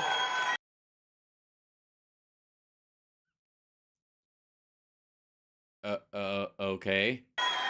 Thank you very much. Thank you, everybody, and a great job. And it's fantastic to be with. It's great, fantastic, and they're fantastic, and I'm fantastic, and you're fantastic. This is fantastic, and my earpiece is dying, so I don't quite know what I'm supposed to say next. And someone stuck, I don't know, the word on the teleprompter says fantastic. If I look to that one or that one, they both say the same fucking word. I'm trapped in a world that's just fantastic. With you. We'll be back a few more times. Really? You can't just count on the support, or? Believe it or not, we have that big day coming up. We'll be back. We got to be sure that we put this thing away. The poll numbers are scary because we're leading by so much. The key is you have to get out and vote because. Yeah, that's not how caucuses, they do it in person. They stand there. It's fucking mob rule. New Hampshire's the one that, never mind. You know, I tell it all the time. Mm-hmm. If you don't get out and vote, we can put this to bed after Iowa, if you want to know. If you don't get out and vote, you can put it to bed? Okay, so you heard him, people. None of you should show up to vote because that's how, and then then go to bed. The truth. We can put it to bed for them, too. They can go home and forget it. But you have to go out. Don't sit home and say, you know, I think we'll take it easy, darling. It's a wonderful day, beautiful. Let's just take it easy, watch television. And it's January in Iowa, dumb fuck. It's going to be fucking freezing. Watch the results now because crazy things can happen. You got to. Yeah. Like your internal polls. Get at this is really important. Our country's at stake. We have a country that's never been in trouble like it is right now. So get. No, we had a civil war and a revolutionary war and Vietnam, and the civil rights era was pretty rough or whatever. And obviously 9/11 was pretty difficult and led to a bunch of shit. And so I think we're okay comparatively, especially compared to the rest of the world. Yeah. Out and vote, whether we're leading in the polls or not leading in the polls. And You're not. That's the thing. That's the part you're scared about, and that's why you're in fucking Waterloo. In this case, we're leading by 30 to 40 points, I guess. Yeah, so tell them to stay home. Hey, dummy. Just what you're supposed to say is, we're not losing, but you should act as if we are. You should show up, and because people will take advantage of any gaps that show, but you don't have to say we're leading by 20, 30 points, because I guarantee a bunch of these motherfuckers are going to go, it's snowing. But we got to win. Maybe we can win by more than that. Because, you know, if we win in a massive number, but it's a little bit less than that, they'll say, oh, he didn't meet expectations. It was terrible. You're already there, asshat. You're already there. You already have half the support you had when you left office. You dopey motherfucker. No, hold on. Because they're fake news. We know that, you know. They're fake news. They are the biggest fakers in the world. Really? Your campaign videographers are the biggest fakers in the world? You might have a point. You might actually have a point. Those are his cameras in the back of this fucking place. During this holiday season, families all across America are struggling under the brutal weight of Crooked Joe's failures, disasters, heartless betrayals, and inflation. And yet, they're shopping like never before. While the stock market is making rich people richer, and I mean, it's crazy what's going on. Rich people it is are getting richer. And bend over what? Betrayals and inflation. While the stock market is making rich people richer, and I mean, it's bend over and it's. And let me know, yeah. Drop your shorts and bend over, Mr. Babar. We're going to look at the stock market. It's crazy what's going on. Rich people are getting richer. Uh-huh. Of course, I'm a politician now, so we just keep chugging along, right? Oh, you mean you're not rich anymore is what you're saying.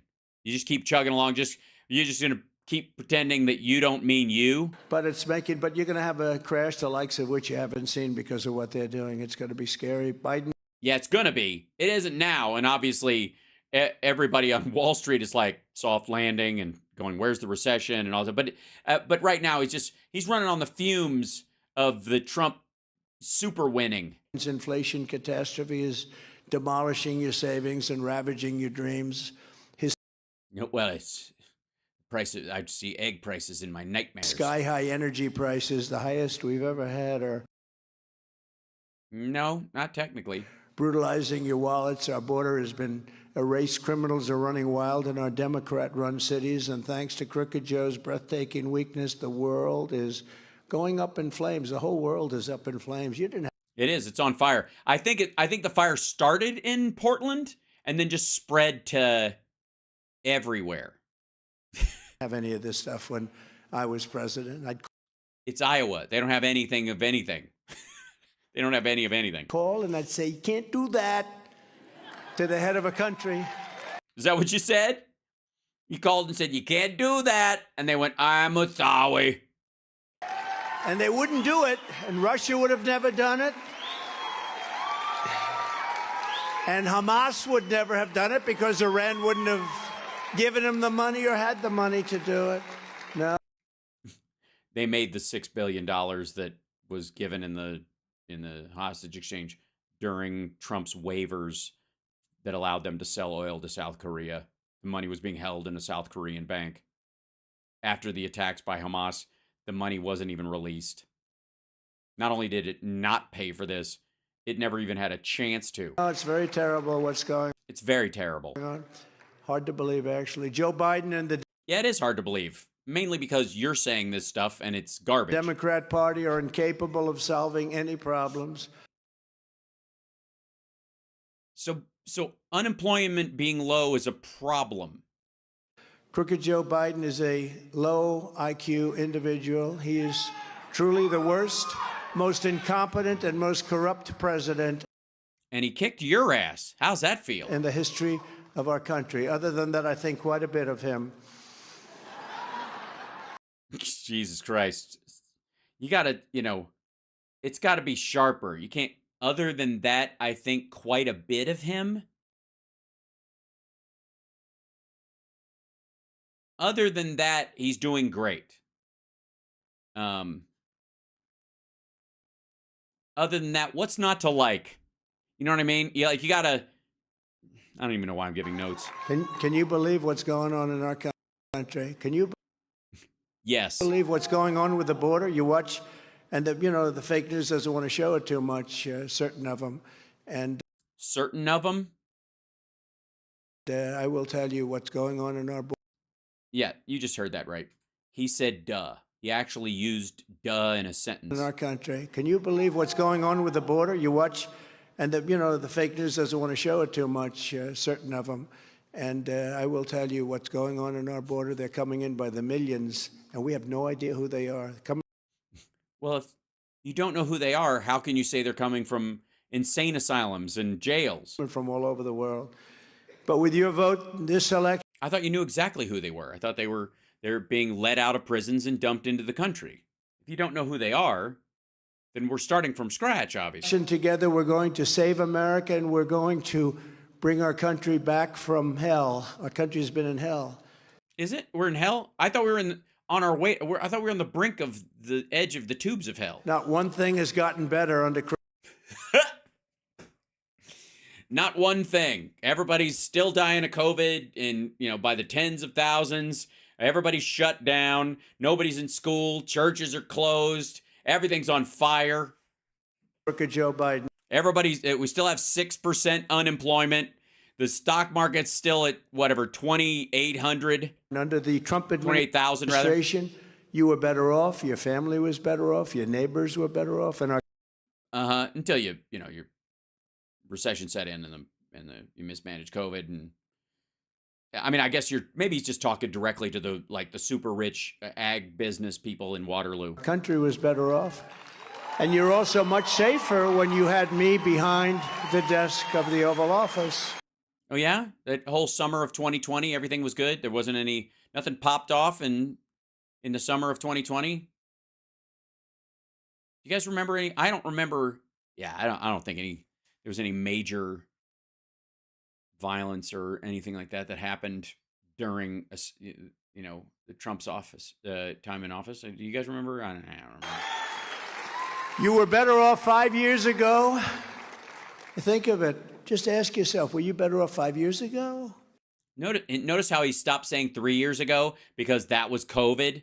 And so now he's trying to go back to like, weren't you better off in early 2017 before any of my policies went into effect? Like, he's getting so far back at this point that it's like, remember before I passed it, before the tax cut or any of that shit, when we were basically just, I was just phoning it in. Remember how good we were doing? Were you better off today with the inflation, with bacon that costs you 4 times higher than you would have had to pay a little while ago? It's They're in Iowa. Bacon's not very expensive. going up. Nobody's ever said anything like it. Nobody's ever seen anything like it. But what a difference a president. By the way, this motherfucker's never shopped for groceries in his life. And I'll tell you, as the way he's trending south and Nikki Haley and the other ones are actually nipping at his heels, I would like to say for the record, we're going to see this dumb fuck in a grocery store looking at prices. And there's going to be this weird mix. Like, he's going to have to do like, you know how they go to, you know, remember when George H.W. Bush went to the, you know, he saw the laser scanners for the first time? They're going to have a moment where Trump has to do this shit. Yeah, you need ID to buy bread. That's where he's going to finally confront that one. A president makes a big difference. Since Does he? I thought they don't do anything. I thought people just, yeah. Joe Biden took over, we've had a 3-year inflation rate of over 20%. Yeah. What's the rest of the world like? And is it linked to the total collapse of the world economy by COVID? Or did he just decide to come in and add a bacon surcharge on everything to pay for the Green New Deal? Under my leadership, inflation was non-existent. Yes, deflation was starting to happen because businesses were collapsing and none of us could go anywhere. And we had gasoline at $1.87 a gallon.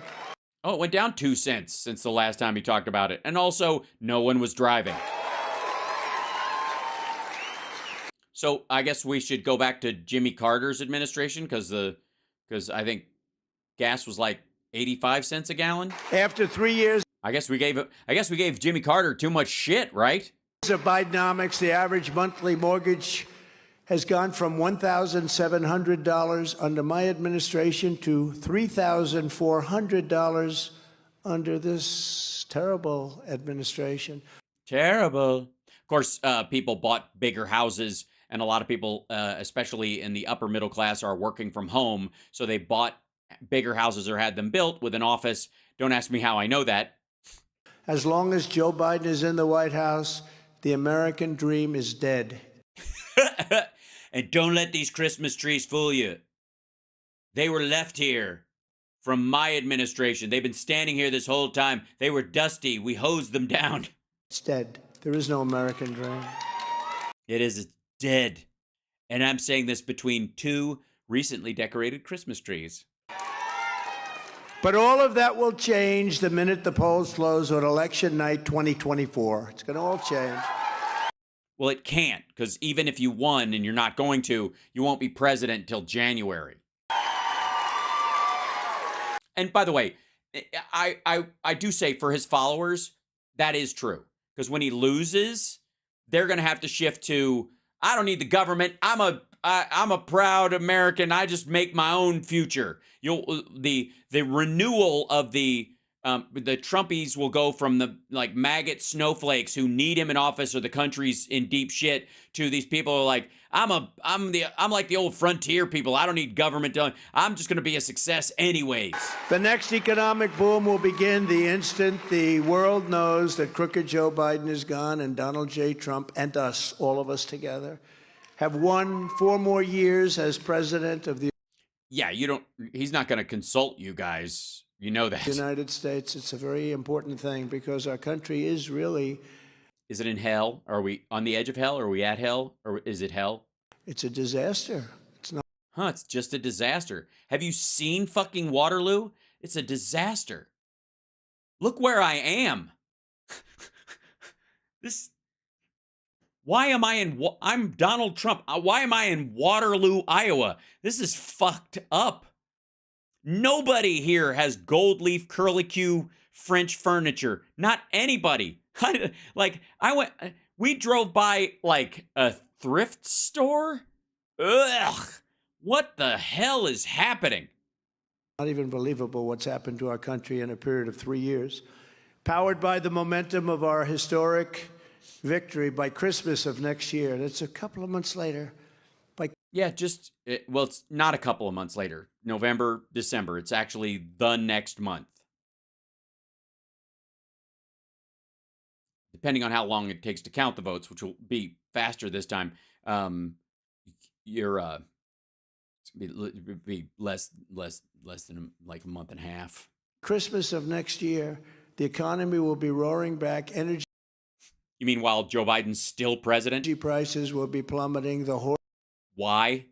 Hordes of people charging across our border will have totally ended. The invasion. How you wait?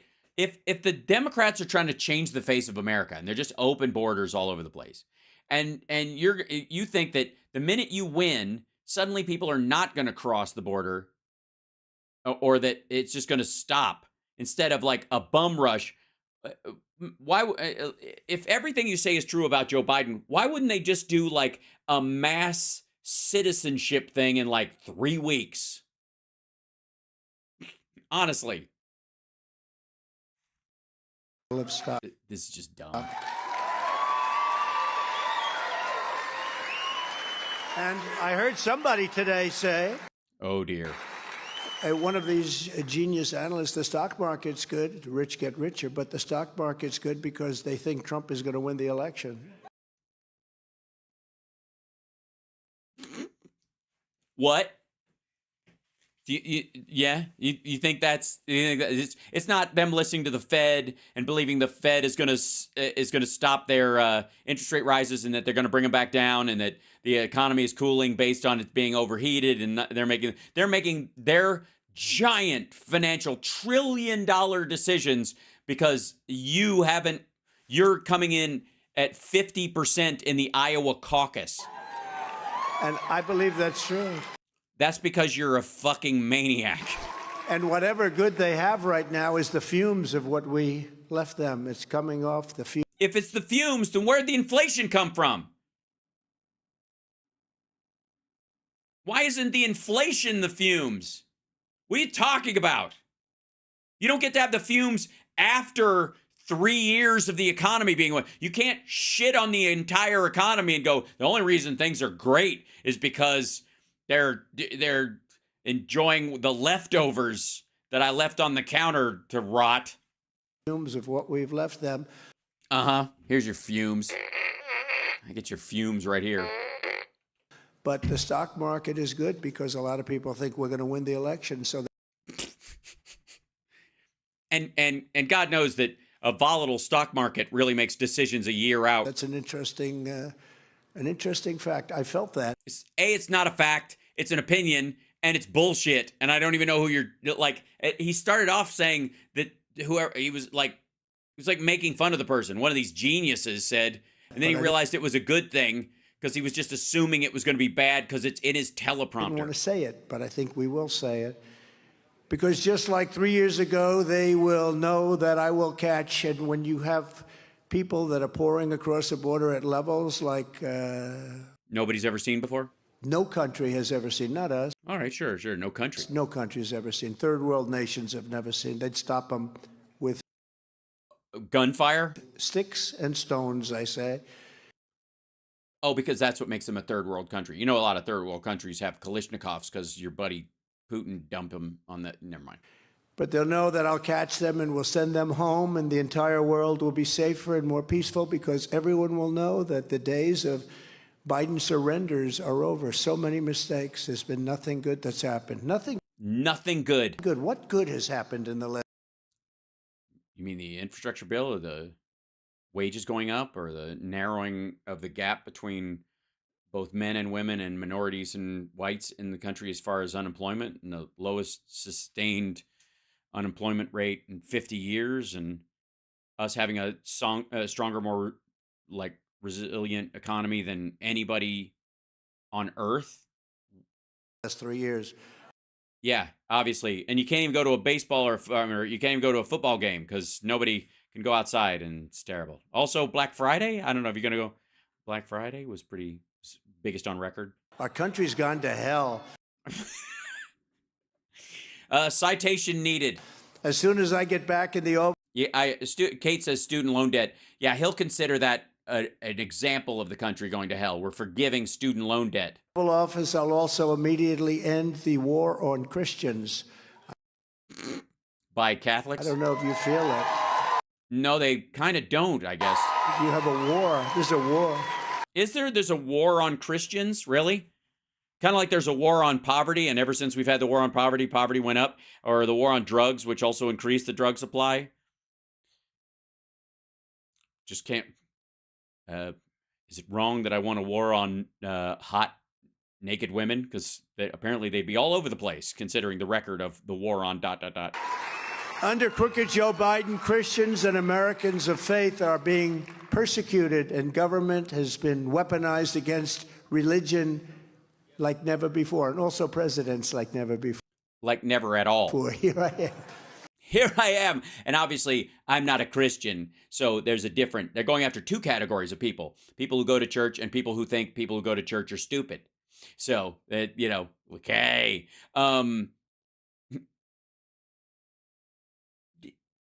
Did you think it ever occurs to them that everybody in this room, or even a majority of them in a place like Waterloo, most of them went to church on Sunday? Fuck, most of them, if you know, are going to church, because I think this is from last night, are going to church tonight, Sunday and Wednesday. I always say Al Capone was treated better than I was treated. Scarface. No, he wasn't. Al Capone, he was a tough one. Biden and his corrupt department. Yeah, that's great. I'm glad he's truncated that stupid fucking... Department of Injustice have sent... Yeah, the PACT Act passing and the CHIPS Act, definitely, I would call those good. Yeah, we're out of Afghanistan. Everybody's throwing it in. There's a war on Labor Day. Teams to arrest pro-life activists. They've targeted conservative parents at school board meetings who don't want filth taught to their children. Filth.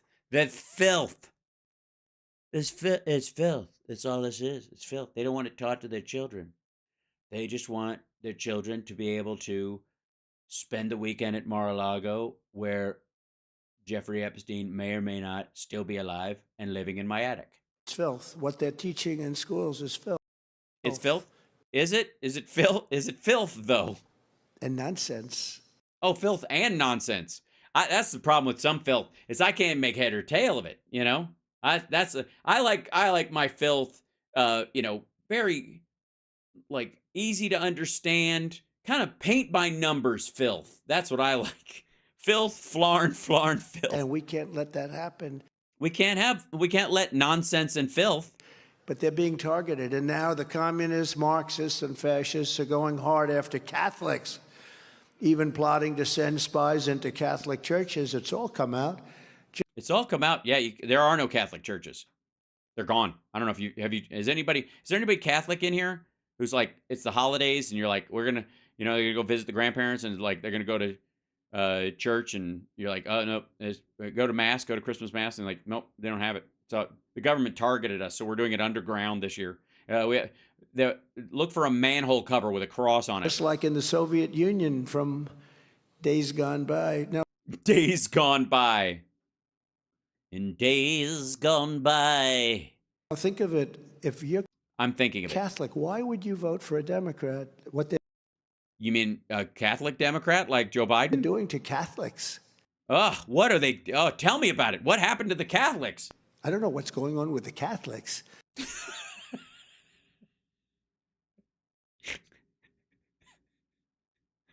I don't either. I thought you were going to tell me.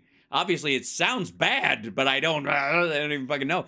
I don't know. But they're really being persecuted. Why are they now? would you vote for Biden, and why would you vote because he's a Catholic? for a Democrat? A new report from the House Judiciary Committee proves that the Biden FBI actually targeted Catholics as potential domestic terrorists. Do you believe this? And no, not really. I mean, there was very distinct pro-life organizations that were infiltrating Catholic churches in an attempt to basically use the churches as cover. You know, evangelicals will not be far behind, because when that starts, it starts happening on a very major scale. It does. Yeah. Like, I mean, the Catholic, they've already done it. The Catholics are gone now. The evangelicals are clearly next. When I'm back in the White House, never again will your government be used to target Christians and other religious believers. Even Muslims? Somehow, I don't believe you. Except Muslims. Don't forget, that's okay. Upon taking office, I will create a new federal task force on fighting anti-Christian bias, to be led by a fully reformed Department of Justice that's fair and equitable. Fairness and equity. Oh, that's good. So he's going to do like DEI, like Opus DEI. That's his plan. I've got a new thing. It's called Opus DEI. It's going to be a pro-Catholic diversity, equity, and inclusion thing that's run mostly by excommunicated Catholic priests that know Alan Dershowitz personally. And its mission will be to investigate all forms of illegal discrimination, harassment, and... So you're going to form a committee, a government committee? Is that what you're going to do?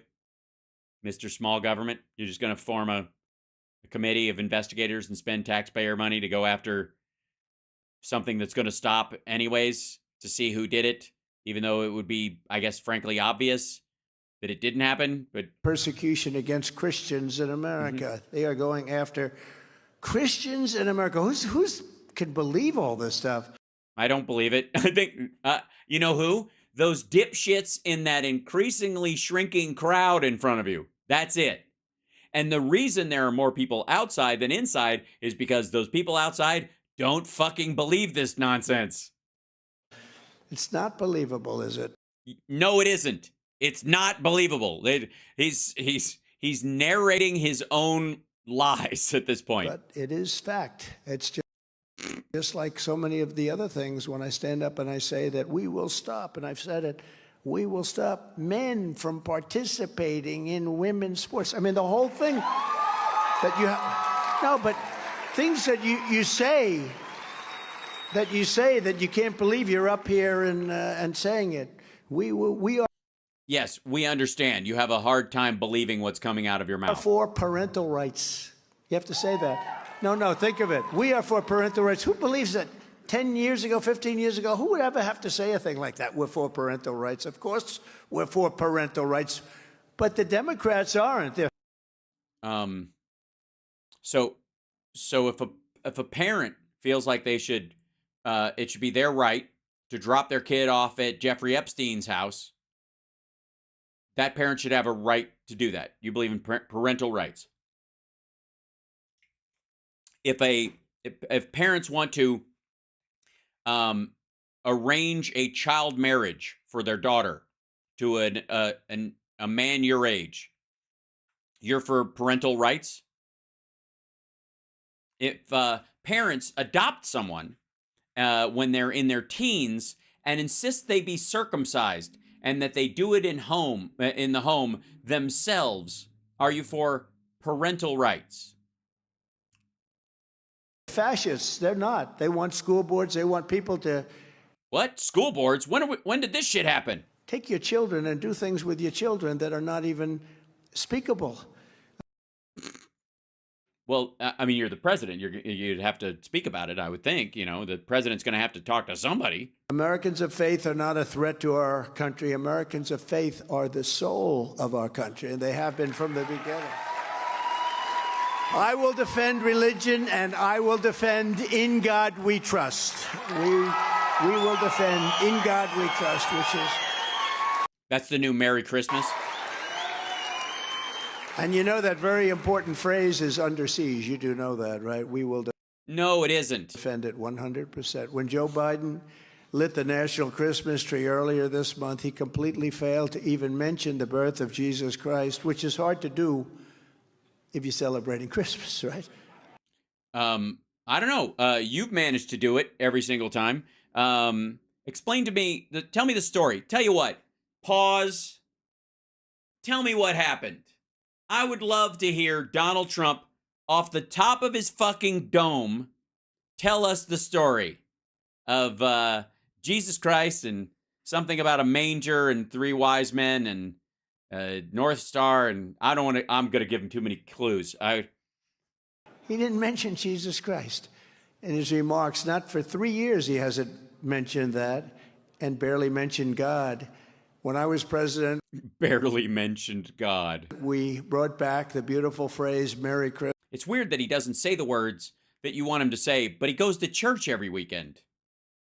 He goes to Mass every Sunday. Huh. Christmas, and I said I'd do that. That he can, I suppose. I'm certain that as president, there's some masses he has missed. I'm very proud of that, actually, because as I said at the beginning, it was really under siege. And when I lit the Christmas tree each year, it was my honor to publicly celebrate the true source of Christmas joy, which is Jesus Christ.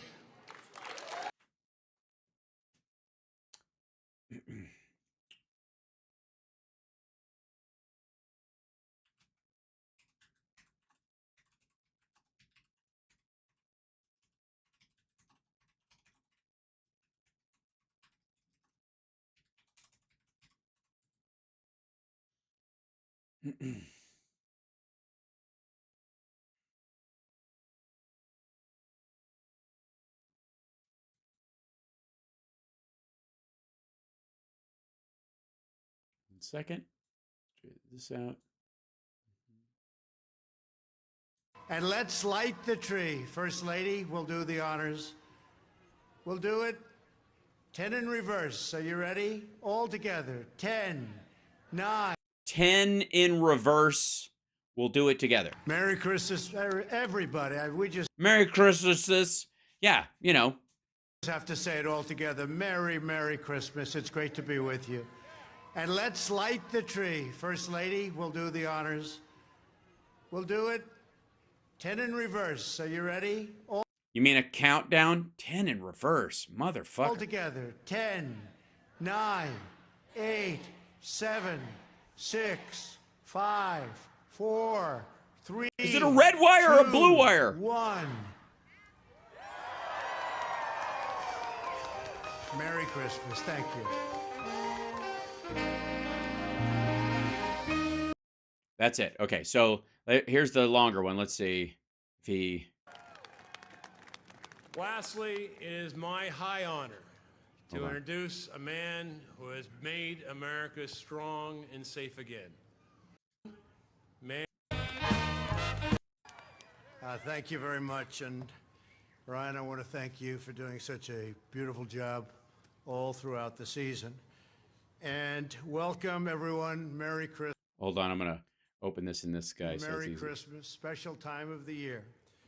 Special time. It says it right here on the paper. Melania and I are thrilled to be here today as we celebrate one of the nation's most cherished traditions, the lighting of the National Christmas Tree. Is he out of breath? Tonight's ceremony is only possible because of the Only possible because a Middle Eastern monotheistic religion made its way up into the indigenous pagan religions of the Europeans and co-opted the a lot of the traditions around that, including Saint Nick himself and the tree itself and all these aspects of it, and just got sort of sucked up in that. Hard work of the many talented individuals. The many talented wise men who've come here from afar. They were working late at night. They were working early in the morning. They were working in the morning, making Christmas trees. We were working in the evening, making Christmas. All right. They were working all the time, and they're working all like elves. They're short, little, they're green. About sincere thanks to everyone at the National Park Service. Service is cold. And the National Park Foundation. Thank He's got bus stop lips right now. That's who here hasn't gotten the bus stop lips when you're a kid? Sorry, the bus will be here in a second. Thank you very much. Appreciate it. And let me also extend my deep appreciation to all of tonight's wonderful entertainers. There's great talent.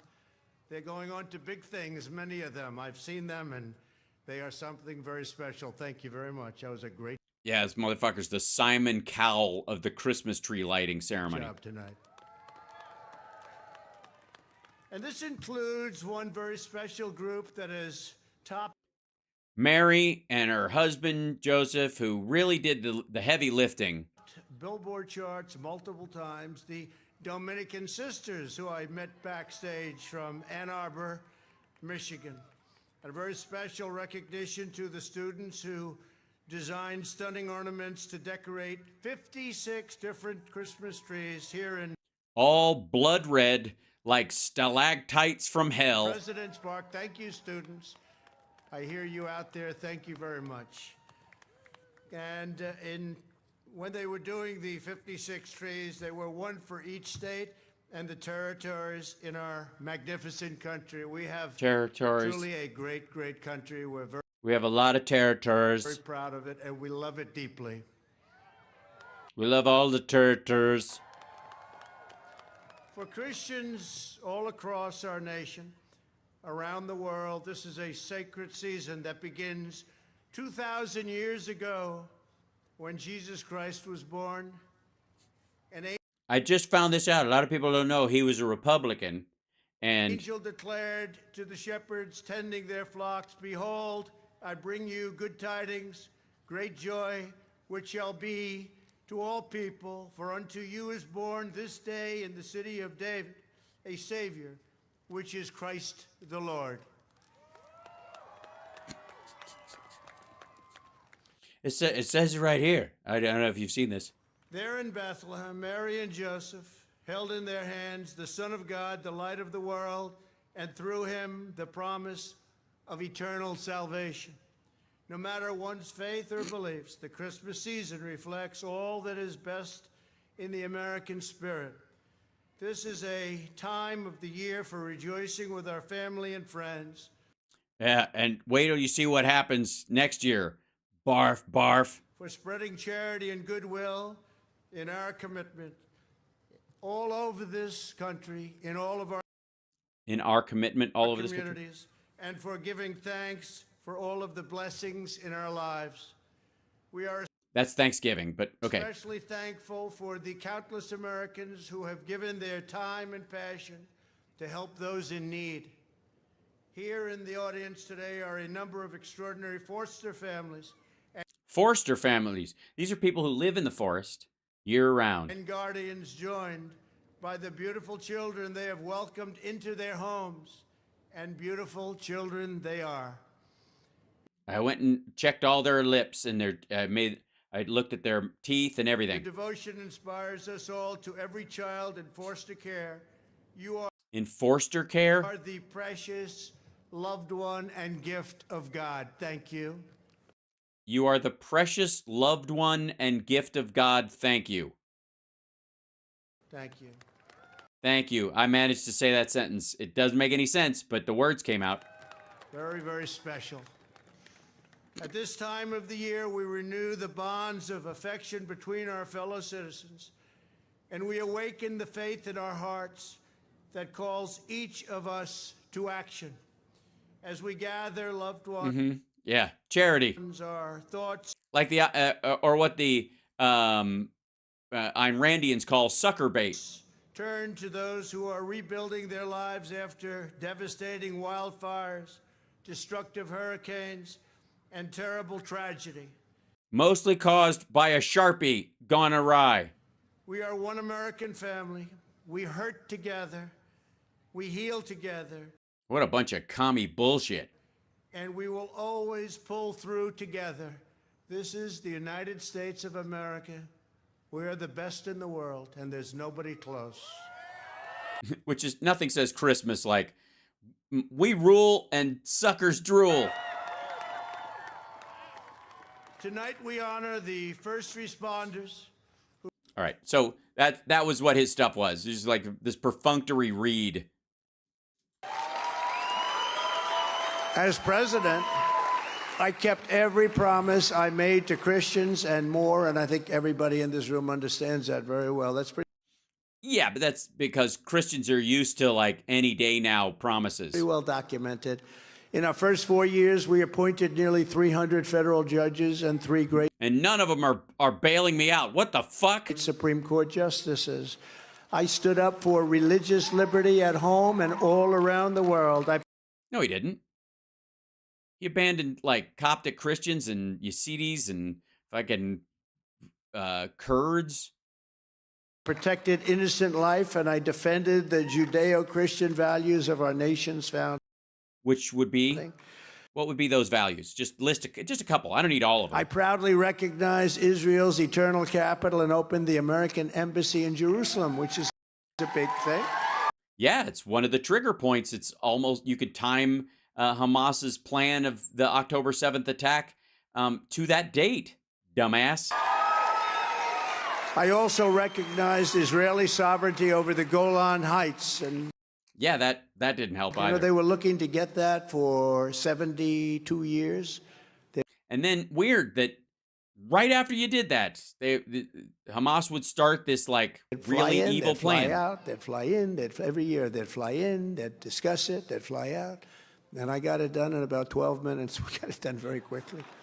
And with the historic Abraham Accords, I even made peace in the Middle East. Unfortunately, they haven't taken it any further. Literally, the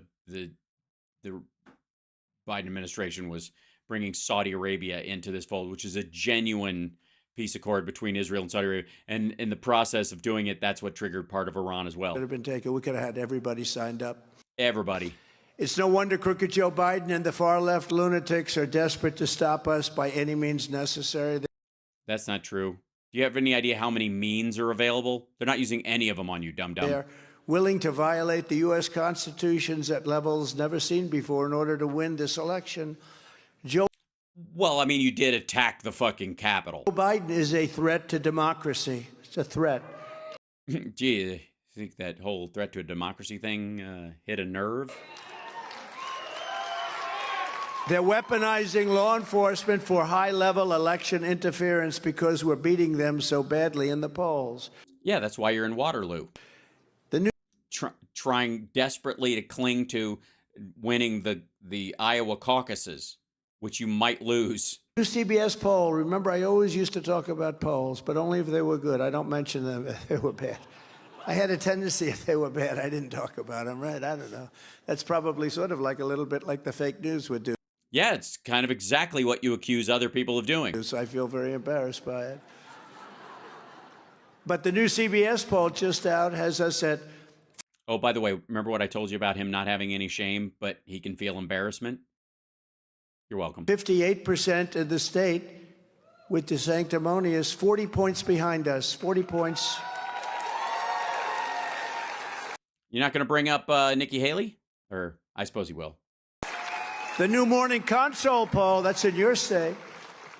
The Console poll has us at 66% nationwide, with DeSantis nationwide at 11% and Haley at 11%. You're talking about nationwide polls? You're not talking about the Iowa polls? Why are you leaving those out for some reason? That's kind of weird. And then they said Haley is surging because she went from 9 to 11. I went up 7 points. She went up 2 points, and it's harder to go up 7 when you're almost at the top. There's not that many almost at the points top left. So I went up.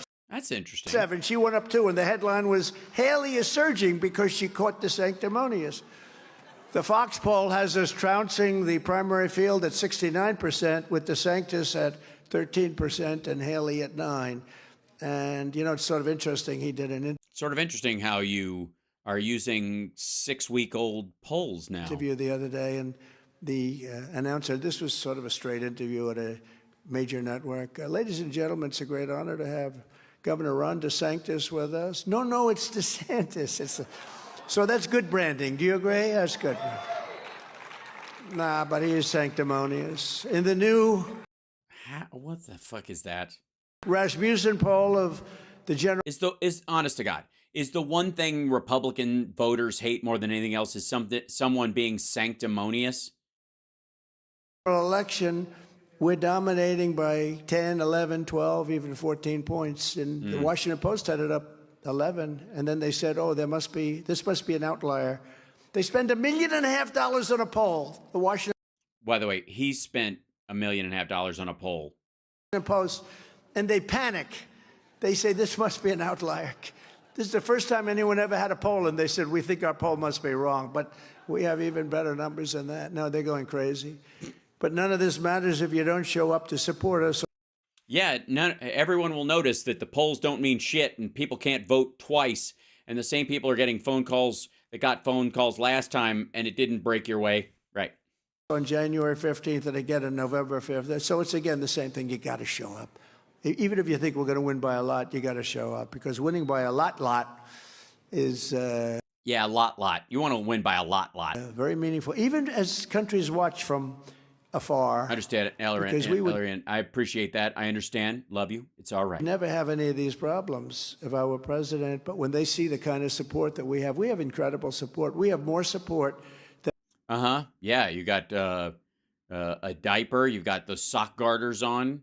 We did in 2020. He's the only man who wears suspenders on his diaper in case it gets so full it starts to droop. 20 or 2016, and we did great. We won 2016, and then we did even better by a lot, by millions and millions of votes in 2020. It was a rigged election. The radical left Democrats rigged the presidential election of 2020. I'd like to remind you there are Christmas trees on either side of him. 2020, and we're not going to allow them to rig the presidential election of 2024. We're not going to allow it. What exactly? If allegedly they rigged them last time and you couldn't stop them and you were the fucking president, how would you stop them now? Every time the radical left Democrats, Marxists, communists, and fascists indict That's a big group. That's a big group of people. I consider it actually a great badge of honor. Thank you very much. I appreciate it. Thank you. Yeah, he doesn't mean it. Thank you very much. Yeah, you can tell by his face. He's like, I love this. It's great. I consider it a good thing. Because I'm being indicted for you. Never Yeah, you fuckers. forget, our enemies want to take away my freedom because I will never let them take away your freedom. It's very simple. I'm not going to let them do it. This is his speechwriters trying to attempt a kind of, you have nothing to fear but fear itself line. They want to silence me because I will never let them silence you. I will never let them silence you. And in the end, they're not after me. They're after you. I just happen to be standing in their way, and I always will stand in their way. Yeah, it's funny how they'll never get around to getting these other people because you're always in the way. They're always going after you. Yeah.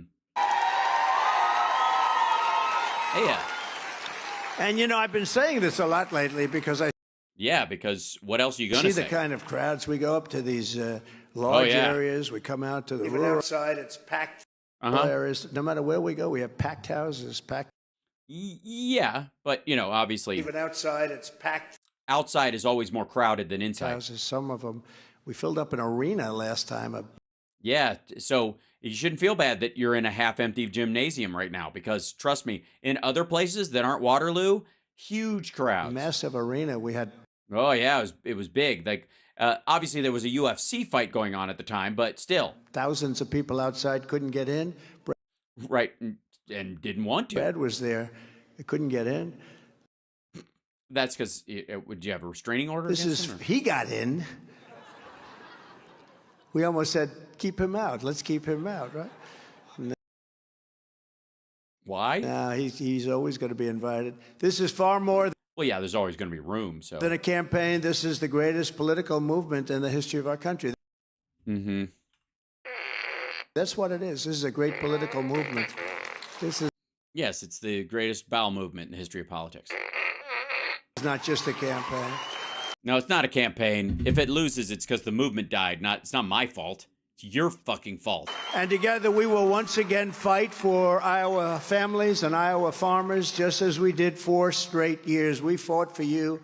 We've done more for the state of Iowa than any president ever in history. There's never been because when you add it all up, what we've done, unlike crooked. He means money. He means because he started the whole, he fucked their entire crop sale for like a year and a half. And so he's like, but I paid you guys. I threw money your way. I gave you government subsidies. Joe, who wants to dramatically increase the estate tax, or the death tax as they call it. I virtually eliminated the unfair death tax, saving countless farms and families and farms from family farms, where they apparently, and who could even believe this, they put people in the ground and grow families. These are family farms. And who could believe such a thing, that this is even possible? Who could even think that this kind of thing would even happen? Families of farmers, they love their children, they leave their farm to the children, and they leave their farmer to the children. The tax was so incredible that the children would often have to file bankruptcy because they had to go borrow money to pay the estate tax or the death tax. Jesus Christ. Like, there's been so much stuff in like the Farm Bill and all this, like, to deal with this particular thing about passing farms down over the years. This is ridiculous. But Republicans stick to it because they want it to apply to this motherfucker. Rich assholes are trying to like hide their wealth before they kick. And I eliminated that tax. I eliminated. So now you can leave if you love your children. If you don't love your children, then I haven't done that much for you. But some people love their children. Does everybody in this room love their children? I do. You love their children? Does anybody in this room not love their children? Raise your hand. Oh, that guy in the blue jacket raises. But no, it's very important because people were going to the heirs. You know, you inherit a farm, you have a 40. By the way, he always picks somebody out and they didn't raise it. It's just so fucking lame. 50% tax to pay, and they fight with you over the tax, and they end up going to the bankers. The banks are just have been so bad. Not the they're so local bad. Bank. Some of these big banks have been. Yeah, the local banks are great, especially the ones that are collapsing. But the big banks, ugh. Like Deutsche Bank, don't get me started. Horrible people. Horrible people that won't give me any money to bail out my buildings. Running them. But, you know, the banks, they loan the money and they end up taking over the farm. We're not doing that. So we ended the estate tax, and farms and small businesses now, they don't have to go into hock and end up losing everything. And the parents are very happy about that. They're looking down and they're saying, I'm so happy. I love President Trump, because that was a big. Yes, there's a lot of dead people who were Trump voters because of COVID. Largely, it was a big thing. I ended the NAFTA disaster, the worst trade deal ever made, and replaced it with the USMCA, the best trade deal ever made. And that was a giant win for Iowa farmers. I took on the communist Chinese like no administration in history. Communist China.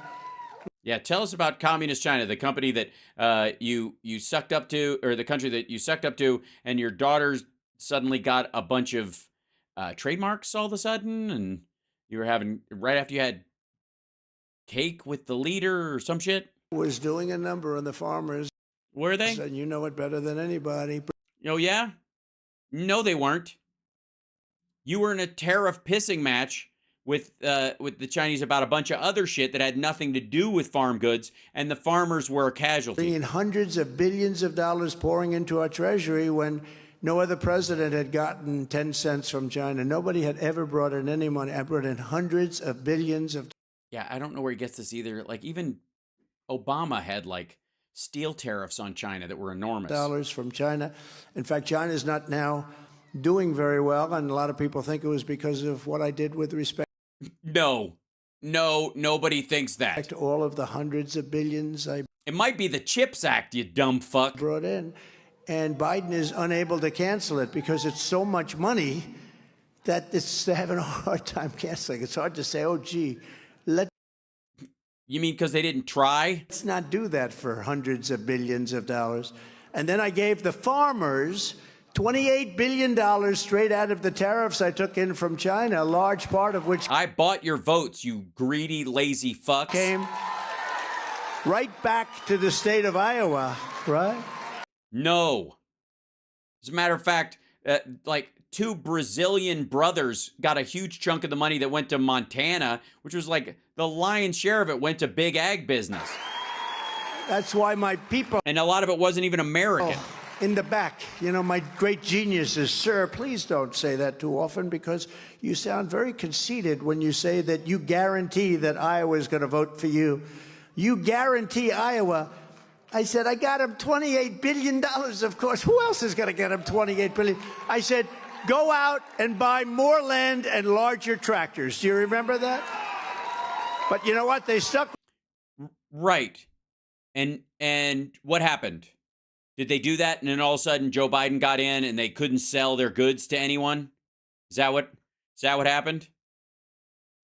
Or did they just go back to selling the amount that they made like they did before? Because we had a period of 6 or 7 months with China. You know, the great negotiators, they were playing hardball, but we ended up winning, and they buy now. We made a trade deal with China. I don't even talk about it because of COVID, but we made one of the greatest. Yeah, I don't even talk about it except when I'm talking about it. Trade deals ever made. They buy. It's the greatest. I don't talk about the greatest thing ever. $50 billion worth of product. Which they did not buy. From this country. And not even close. They were buying nothing before that. They were buying. Bullshit. They import. Why would the fucking farmers be losing their sales to China if there never had been any in the first fucking place? If the farmers in Iowa weren't selling a shit ton of soybeans to China, which is exactly what they're talking about, what did they lose? Why were you paying them off for shit that they weren't selling in the first place? Buying nothing. So it was an amazing thing that happened. And yeah, it was like they instantly started buying food because they have to. It's an honor to have done it. And I do believe I could say that, but I won't say it because I will not say that because my people have said. So I will not guarantee it. But I pretty much guarantee it, okay? Let's vote against Trump because he gave us $28 billion. I don't know. Somehow they got a problem with that one, don't they? Huh? The people that are running against us and who, frankly. Asshole, you were talking about your staff. This started out as a Sir story, dipshit. Frankly, we're not in favor of farmers. You know, Ron DeSanctimonious was not a friend of the farmer. He fought against the Farm Bill.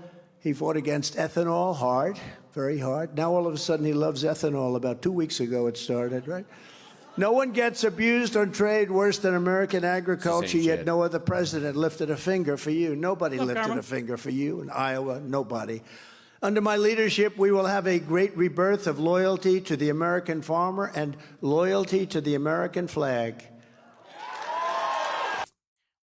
So what, farmers just put flags on their trucks and all of a sudden nobody notices that they only sell what they make or what they grow to China in particular? What?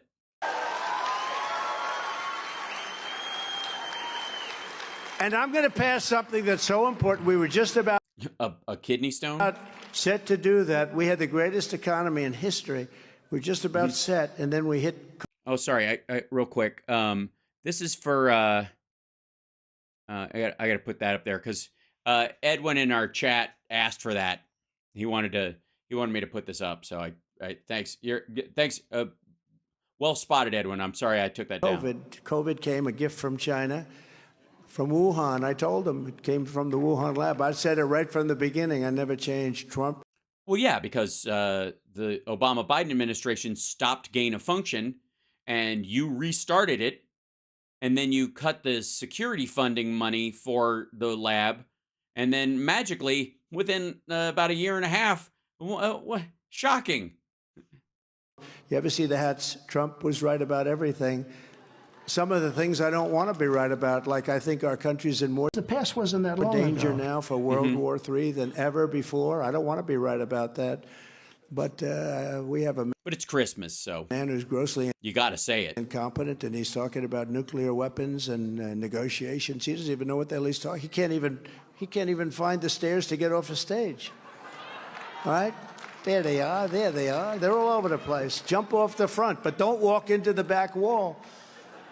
You ever see that? He finishes a speech, if you call it that.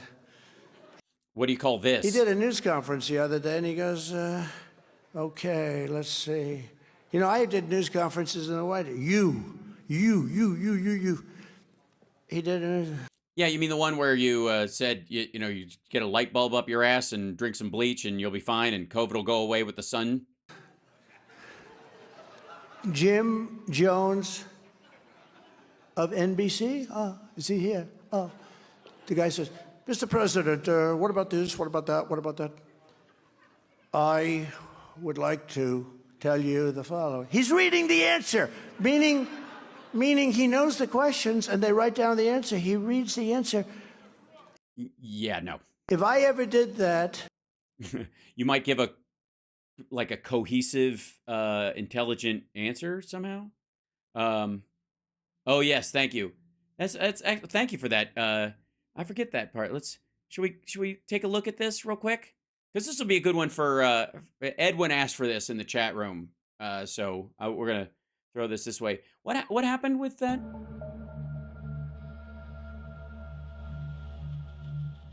Mr. President, Anthony Fauci, did he ever once mention to you that the Wuhan Institute of Virology was genetically manipulating coronaviruses? well, no, he didn't. And, you know, Anthony's been in government for many, many years. He's a bureaucratic kind of a guy, a very great promoter. I give him an A+ as a promoter and probably a C or a D as a doctor.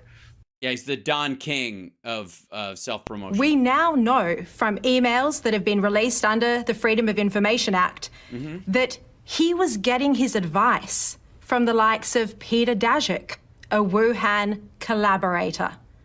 At the same time, he was telling you that this was a natural virus, while at the same time, behind the scenes in emails, he was having discussions about whether this might have been genetically manipulated.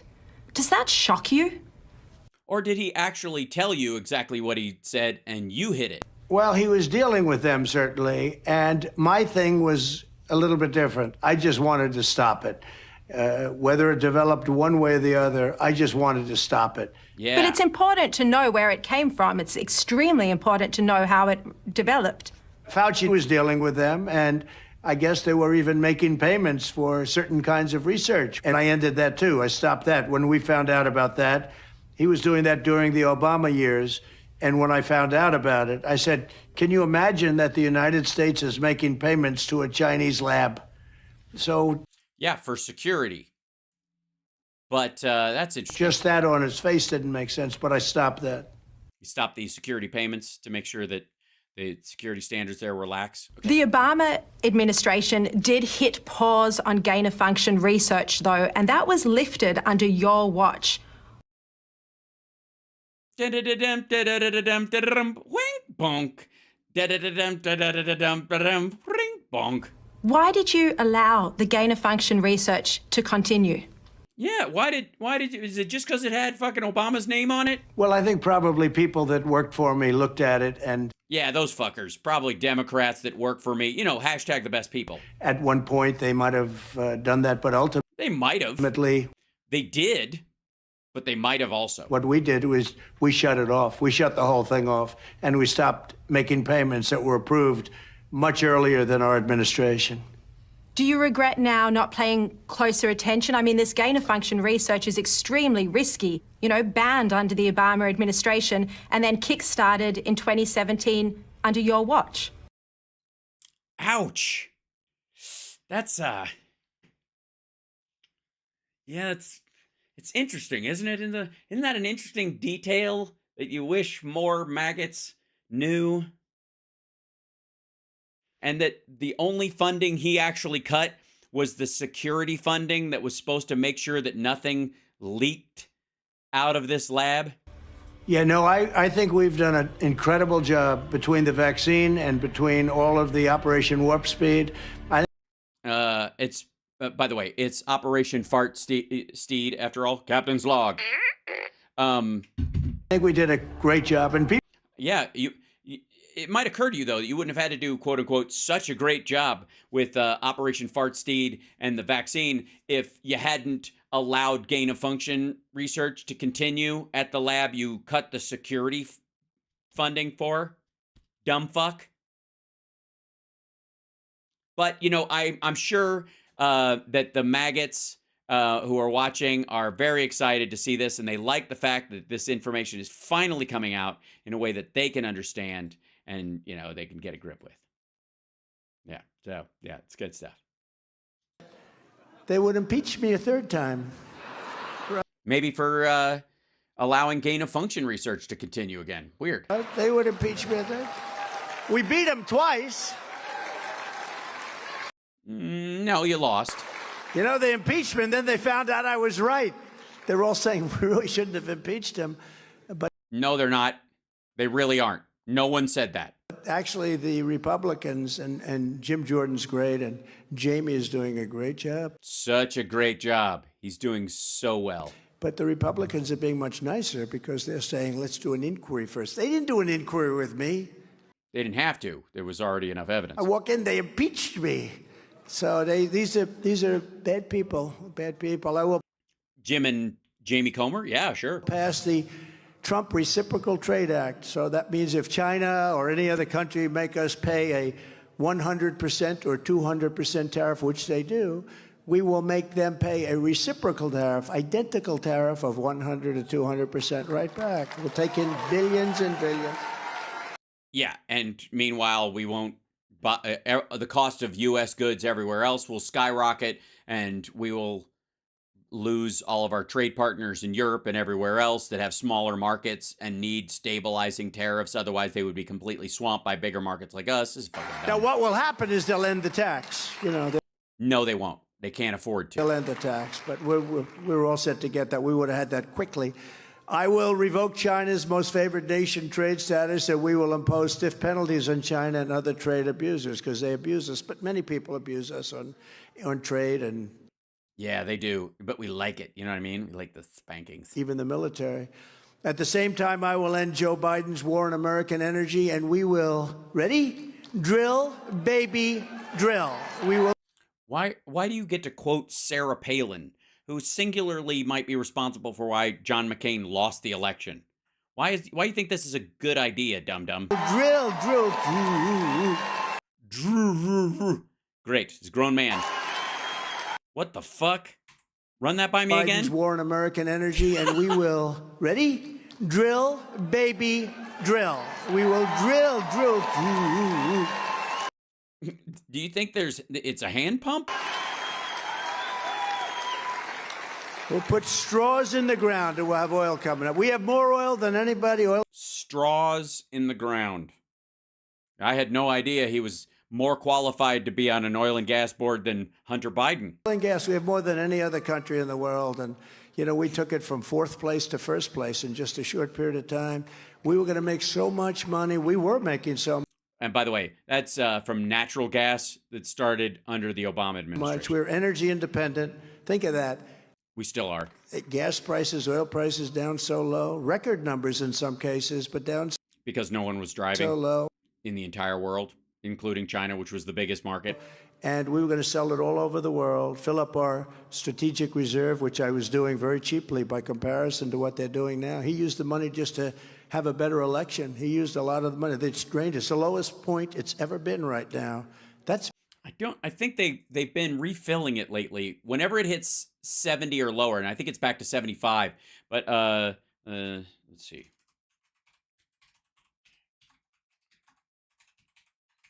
Because the hard part is that they let's see. Yeah, there we go. U.S. buys there you go. Hold on one second. I'll drag this down for you. U.S. buys 2 million barrels of oil for strategic petroleum reserve. I'm sorry, you can't see that behind Trump and his flying buddy. U.S. bought 2.1 million in crude. Let's see. The Energy Department said on Tuesday to help replenish the strategic oil reserve at 74, below the average 95 that it sold for in 2022. So, did you see that? You ever heard of a phrase? Buy low, sell high. You've heard this before. People will tell you this. These geniuses, buy low, sell high. The Biden administration sold the oil that was in the strategic reserve because they have to put it out on the market. They can't just give it away. They don't give it to gas companies in the United States. They sold it for $95 a barrel. They're replenishing it for $74. They are making money on the deal. This is so fucking stupid. Do you think these assholes know this? Do you think Anybody? Do you think Trump fucking knows? Anybody? No? Guess not. Meant for military. That's meant for real problems, not to keep your gasoline price down so that you can get some votes during an election. But they brought it down to the... Well, also, you want to keep a recession from happening if you don't need one, because it has a negative effect on people. And coming out of COVID, you've got to, balance the economic headwinds that you're facing. The lowest level. But that's only if you give a shit about actual people. In order to try and remain relevant for an election. It's very terrible what they've done. They've done a lot of bad things. As part of our common sense energy policies, I will once again stand up for Iowa ethanol like I have done. I've been your savior. I've been your savior, your ethanol savior. And they crucified me on a cross made of windmill blades. Many people did not want anybody to stand up for it. Many people didn't want anybody to stand up for it, but you did it anyways. Promised. Most people in Iowa hated the idea, but you did it anyways. As president, I issued a historic rule declaring that E15 would be made available all year round. You know what and why did he do that? To lower the cost of gas. That's why. He did it for political reasons. That means I did it all year. It was 8 months, and I did it all year round. Nobody thought that was going to happen. And letting them use... Yeah, they did. They do it all the time if there's an economic headwind that you're facing. That's one of the ways you remedy it. The existing pumps. Now, that doesn't sound very glamorous, but it was hundreds of millions of dollars would have had to be spent. That would have been an increase in price to you. And I let them use the existing pumps. Very simple. I brought in experts. I said, well, what's the difference? They said, well, sir, the old ones are actually better. I know that because a lot of times equipment is much better. The older equipment's a lot better than the new. Yeah, not in your case. New equipment. Really? The old equipment? Really? Where'd you learn that? On your iPhone 5? Old is always better. You know what I mean? That's why I only drive leaded diesel crank engine cars. And like grass cutters. Grass cutters.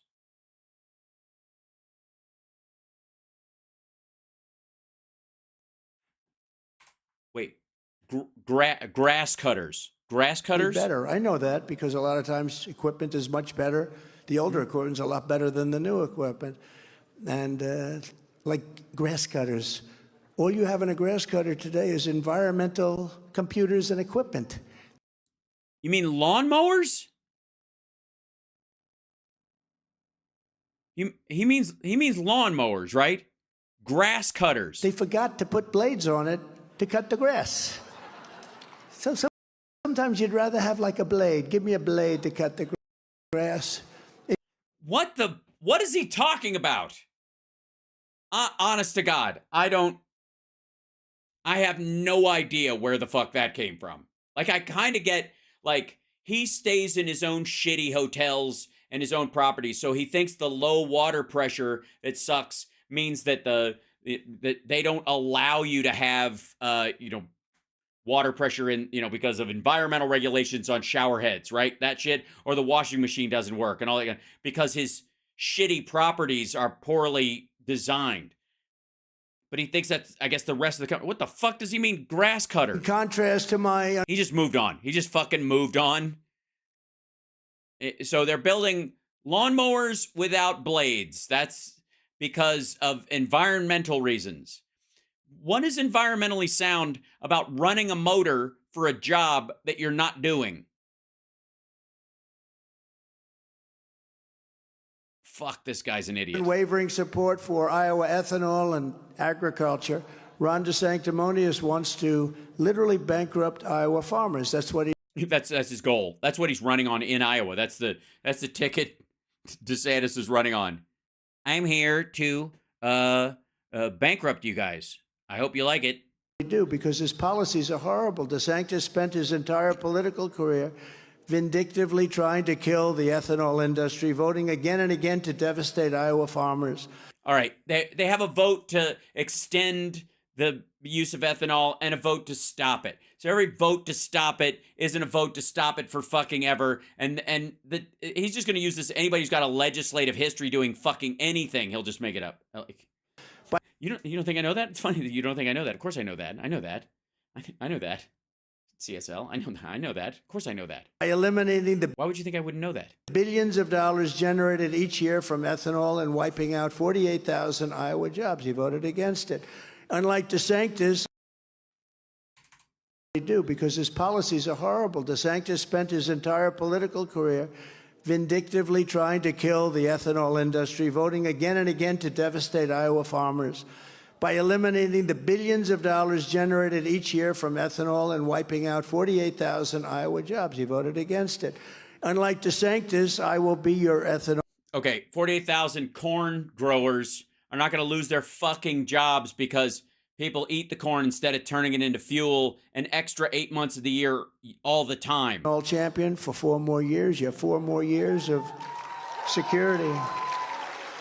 And I will also Yes, because Iowa is a border state. rescue the ethanol industry by canceling crooked Joe Biden's insane ethanol-killing electric vehicle mandate on day one. Jesus Christ. So the idea is that these folks won't be able to sell corn that people don't use for food, but it won't be a fuel source anymore because people won't need fuel anymore. If it's not going to work, if nobody's going to buy the electric cars and they don't go far and all this shit, how would that affect the ethanol industry? Everything has to be electric. Everything needs to be elected. You mean electric? Electric? Ethanol-killing electric vehicle mandate on day one. Everything has to be electric. Everything has to be elected. Electric cars, they don't go far. They go 300 to 400 miles. They cost too much. They're all going to be made in China. No, they're not. And by the way, he only says that because he thinks American auto workers are too stupid to make them. United Auto Workers are going to all be voting for Trump because this mandate's going to kill all jobs. Yeah, all the jobs are going. Just a mandate that's overall a suggestion for a percentage of cars to be electric. It's going to, kill all the jobs. All those jobs that rely on high oil prices and the ability for the Saudis to manipulate our entire economy by fucking around with oil. Jobs. They've lost so many now to Mexico. 32% went to Mexico. Many went to Canada, and the rest went to China. Whatever we have left, it's peanuts compared to what it should have been. But this electric car thing is just crazy. It's crazy. Electric cars. And they want electric tanks and electric helicopters. If you want to drive, maybe, let's say you're here. Okay, tell us how far an electric car goes. If you say, let's take a drive to beautiful, safe Chicago. It's so safe. You're in Iowa. Let's drive there. How many times would you have to stop? About 9?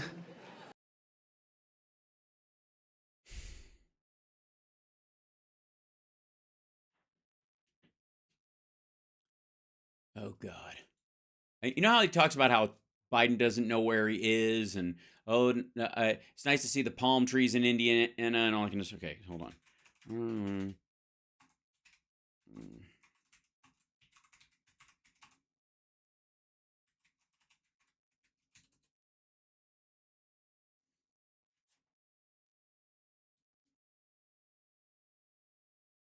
Okay, you literally could drive to Chicago from Waterloo, Iowa, without ever charging your car.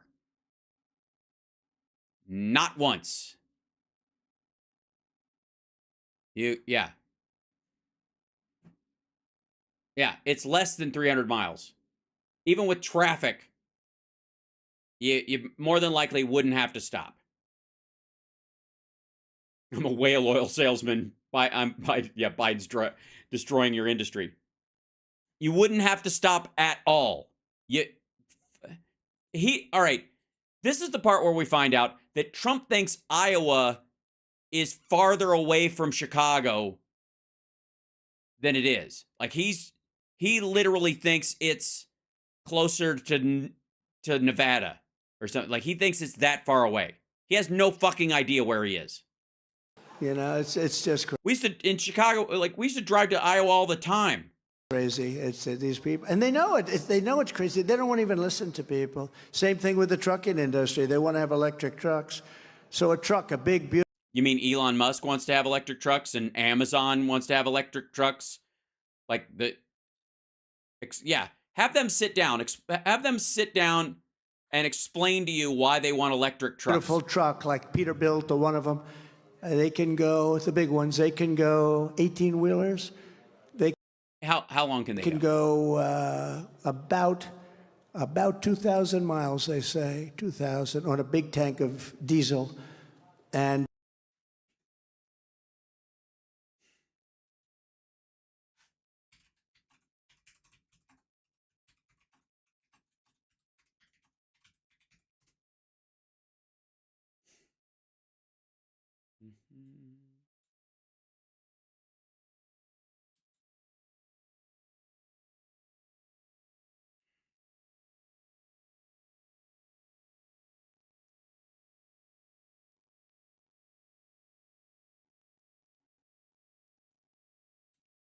BigMacTrucks.com. Posted during the Trump presidency. I have a 2014 CXU 613 with an MP8 rated 505 HP pulling a 48-foot tandem flatbed. Problem is fuel mileage. At first, I thought it was just encountering more wind than normal. Now I believe there's something wrong. I just ran from Florida to Edmonton, Alberta with only 6,000 pounds on the deck and only got 7 miles per gallon. And top cruise speed was 65 miles per hour. Last few trips between Calgary and Denver with gross weight between 76 and 79,000 pounds, I've been down between 5.1 and 5.3 miles per gallon. And on the flats, I set cruise at 63 miles per hour. I feel this should be at least a mile per gallon better. Yeah, it should be at least 6 miles per gallon. Tell us more about the specs. What kind of tires, pressure, etc. All that stuff adds up in the final number. I'd be shocked if the shop could do anything for you. I'm certain their skin crawls when someone comes through the door with a fuel economy issue. If the check engine light isn't on, they have no clue where to start. By the way, one or two trips doesn't tell you much. You need a 30, 60, 90-day average. Miles divided by gallons. Fellow Canuck, can't answer your question. Just ask which gallon you are using. I assume U.S. gal as opposed to imp gal would throw off the number. Of course, liters per mile or whatever. 100 kilometers would confuse this audience. Ha ha, they're Americans. Let's see. I was looking up the range of a truck. Let's see. Test drive. Hold on. How far? Yeah.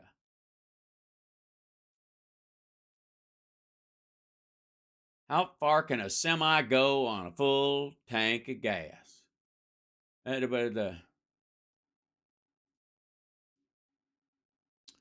far can a semi go on a full tank of gas? Guide to fuel efficiency. The distance a semi-truck can travel on a full tank of diesel fuel depends on several factors, including the size of the fuel tank and the truck's fuel efficiency. On average, most semi-trucks can travel between 500 and 800 miles on a full tank. Some trucks equipped with larger tanks can travel up to 2,000 miles on a single tank. Fuel efficiency is another important factor. That's what he's talking about, because they have like these trucks that are like lighter loads and are all gas. Right. They still got to stop to fucking sleep, but whatever. At 63 miles an hour. An electric truck comparable, which you can't be comparable because you need so much room for the battery. Most of the area that you're going to carry your goods going to be battery. But no, it's not. Assuming we take away that problem, which is not easy to take away, you'd have to stop approximately 7 times to go 2,000 miles, right? You go about 300 miles, and they don't want to change that. You'd think after if I were sitting there and that was explained to me and verified, I would say, of course you're not going to do that. We'll destroy our supply chain. But the Attorney General would agree with me. I mean, you don't have to be a great expert to know. You can't do that. Okay. Oops, hold on. Here's, according to this, this is the Tesla semi. This is apparently something that Trump would approve of. The future of trucking is electric, according to the right-wing hero Elon Musk. 0 to 60 in 20 seconds. less than 2 kilowatts per mile of energy consumption, a 500-mile estimated range, fully loaded at 82K gross combination weight. It's a beast. Badass performance, maximum safety, massive range. Combination trucks account for about 18% of U.S. vehicle emissions. Semi would help change that. With less than 2 kilowatts per mile of energy consumption, Semi could travel up to 500 miles on a single charge, recover up to 70% of the range in 30 minutes using Tesla's Semi chargers. In 30 minutes. So they have to stop for a half an hour every 500 miles, which you would want a driver to do if you don't want them falling asleep at the fucking wheel.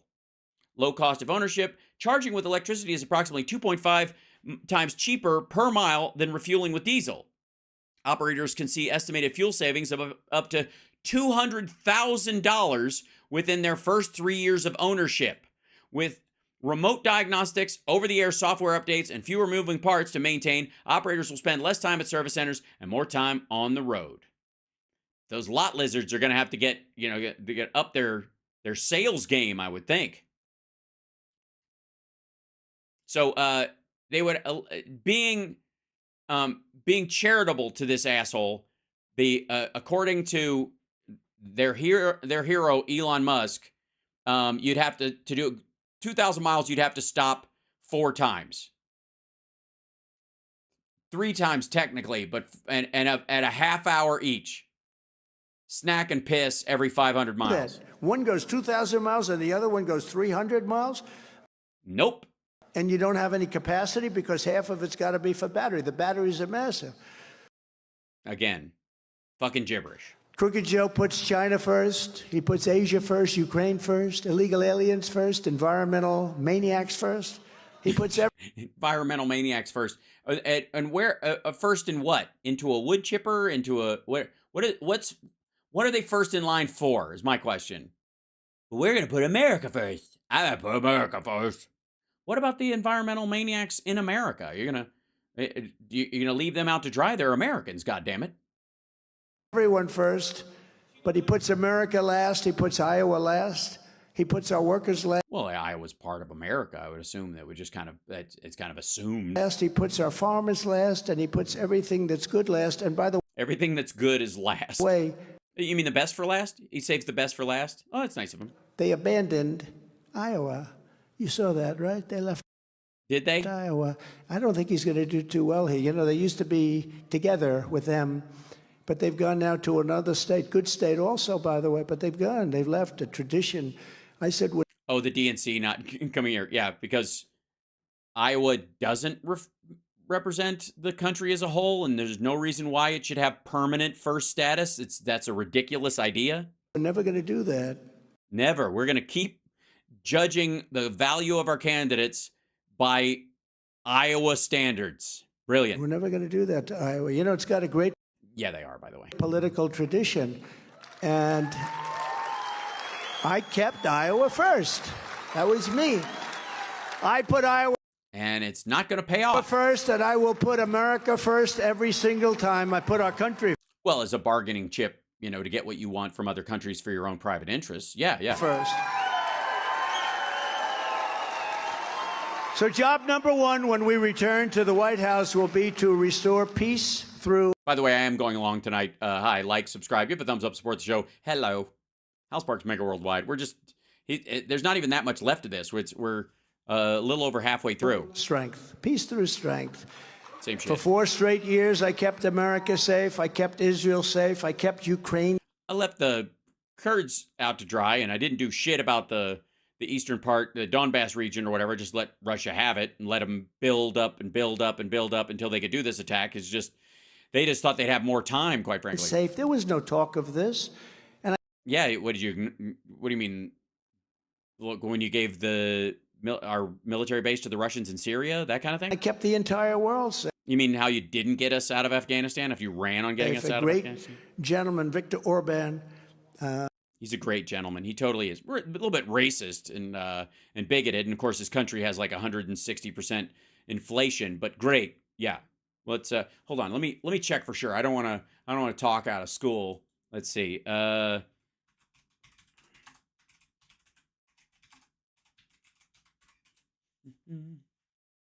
Yeah, they're doing okay. They're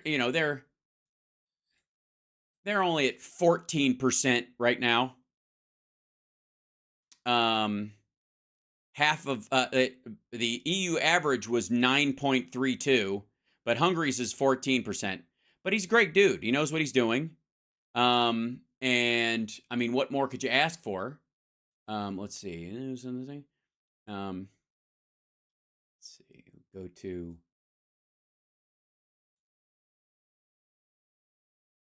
Hungary's economy. Later mentioned central bank press ahead on easing. Hungary economy. Oh, this I like how they go to site. There we go. Hungary economy to slowly recover on the back of domestic demand. Yeah, eventually they'll all be there. They'll get there slowly. They're like, we're gonna do better next year. Cool. Yeah, great. Cool story, bro. EU state officials in talk with Hungary. Yeah, Hungary's just kind of. Hungary's inflation will fall into manageable range next year, says the minister. Okay. Oh no, this is wait. So, electric vehicles bad. Orban and Hungary good. Okay, well, let's take a look. Hungary sees. This is pretty weird. Hold on, let's see if I can raise this up. Hungary sees horrible economic fallout. Yeah, that's what that says. Horrible economic fallout without EV subsidies.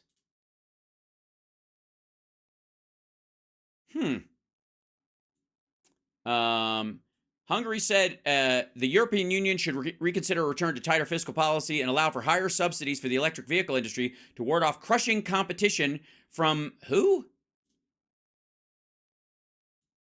To ward off crushing competition from the U.S. and China. I thought they were all going to be built in China. Huh. Oh, that was weird. It's very strange. It's very curious. It's very odd. You don't think so? All right. 1 second. Let me just move this over here. Okay, here we go. Hungry. He's the leader. He's the boss. He's everything you want to call him. He's a tough guy. Asshole, racist, moron. Tough, very well. I mean, he knows. He's tough very well. Russia very well. He knows Ukraine very well. They were saying, what do you think is going on with the world? He said, what's going on with the world is Trump isn't there anymore. We didn't have any of these problems. He said, what would you suggest? You mean Russia would have just steamrolled over Ukraine and Hungary would have been in a power position if Trump was in, but now they've got to deal with the reality of actually competing with their neighbors on a level playing field? Bring Trump back as president of the United States, and you won't have any of these problems. Well, I guess we're lucky he can't fucking vote here. He said when Trump was there, these leaders, China, Russia, all of them, they were afraid of the United States. They feared the United States. They respected him. And I thought it was a nice statement. So really, is that how COVID happened? Is that what happened? And so Russia didn't even have a plan for their attack. They just drummed it up in like 6 weeks. I repeat it as often as I can because I know one thing: the press is not going to repeat it. No, they repeat it. They just take something different than you take away from it. Mainly that you're the fact that you're seeking like that guy's endorsement shows how pathetic your entire campaign is. You know, you might as well repeat it yourself. This is a lesson. Repeat it yourself because they're not going to be repeating it.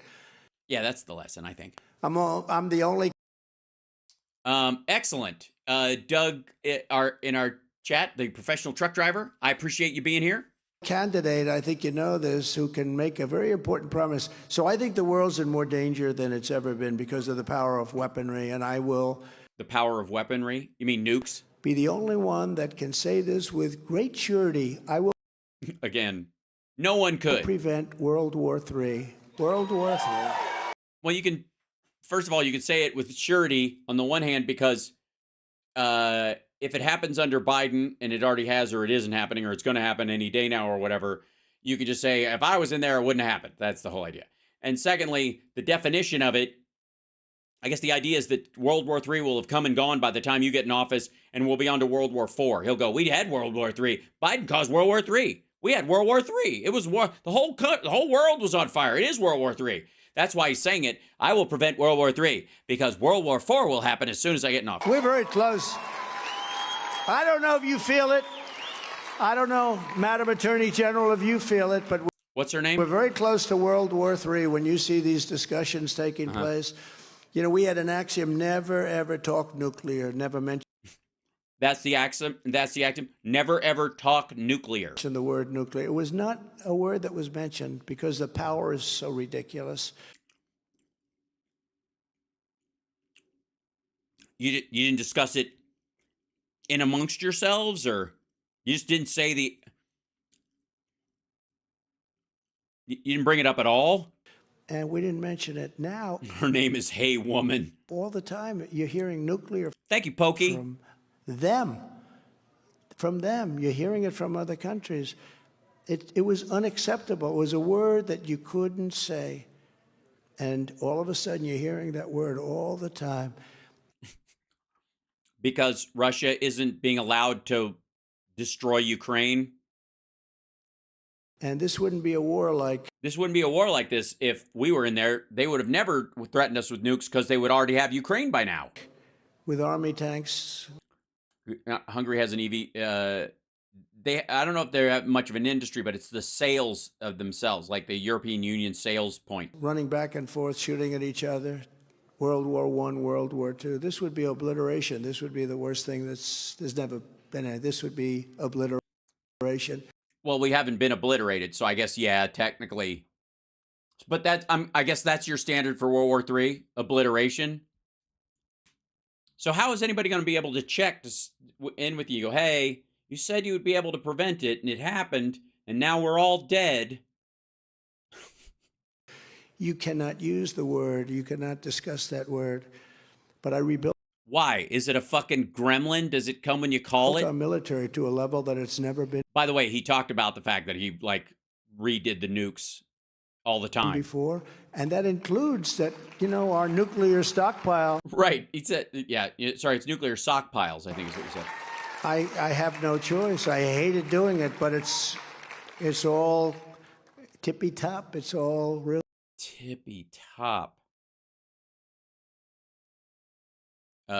Sir, we have these hypersonic versions of the nukes, of course, that can work as like EMF interceptors. They are like dual payload. The primary payload is released moments before that wipes out all their electrical systems. The second one enters the atmosphere afterwards and strikes as the actual bomb mechanism. And all of the, yeah, but are they tippy top? Excuse me, sir? Are they tippy top? Yeah. I don't yeah, sure. Yeah, tip. You mean this is the tip of it? Is that what you mean? This is also the top, but this is the tip of the missile. I'm sorry, sir, I don't want to give you a bad sir story for the first time in your life, but sir, what the fuck are you talking about? Really in the best of condition now. We had stuff that we had no idea if it even worked. It was 40 years old, and the wires to the phones didn't even work. Nothing worked. And everything's been rebuilt. We've done a great job. The wires to the phones. An amazing job. And the only reason we had to do that is because China's building their heart out with nuclear, and Russia, as you know. They're building their heart out with nuclear. They're just all sitting around whittling nukes. Has comparable to us. So it's a very dangerous position when you see the words that are being spewed. And I'm saying the words. You're spewing nuclear. And I'm watching it. I'm watching his language and his body language. I'm saying he's saying the exact opposite of what should be said. Oh yeah, what should be said, not said. He's saying something you shouldn't say. So the opposite of something is nothing. We're very unsafe, and are we? Well, I've seen you walk a ramp. We have 11 months to go. That's a long time. They could do a lot of damage in 11 months. Under the Trump administration, we had. But what if they don't? Then are you just going to say you were an asshole? Nah. If Alex Jones can go 20 years with none of his shit coming true, I don't know why you'd have to go 11 months and have to have a mea culpa. The most secure border in U.S. history by far. Well, thanks, We COVID. built 561 miles of border wall and got And access roads so that it made it easier for people to walk around it. Mexico to give us 28,000 soldiers free of charge. That was much more than, as I said, we'll get Mexico to pay for a big portion of it. This is much more. Oh, is that what you said? A big portion of it? Does anybody remember if he said big portion? We have 28,000. I had 28,000 soldiers free of charge. I said to him, you're going to have to give us 28,000 soldiers. That number exactly? We need that. They said, no, no, no, no, we will not do that. I said, of course you will. They said, we will not do that. Why would we do a thing like that? They said, you're going to have to do it. I'm sorry, but you're going to have to do it.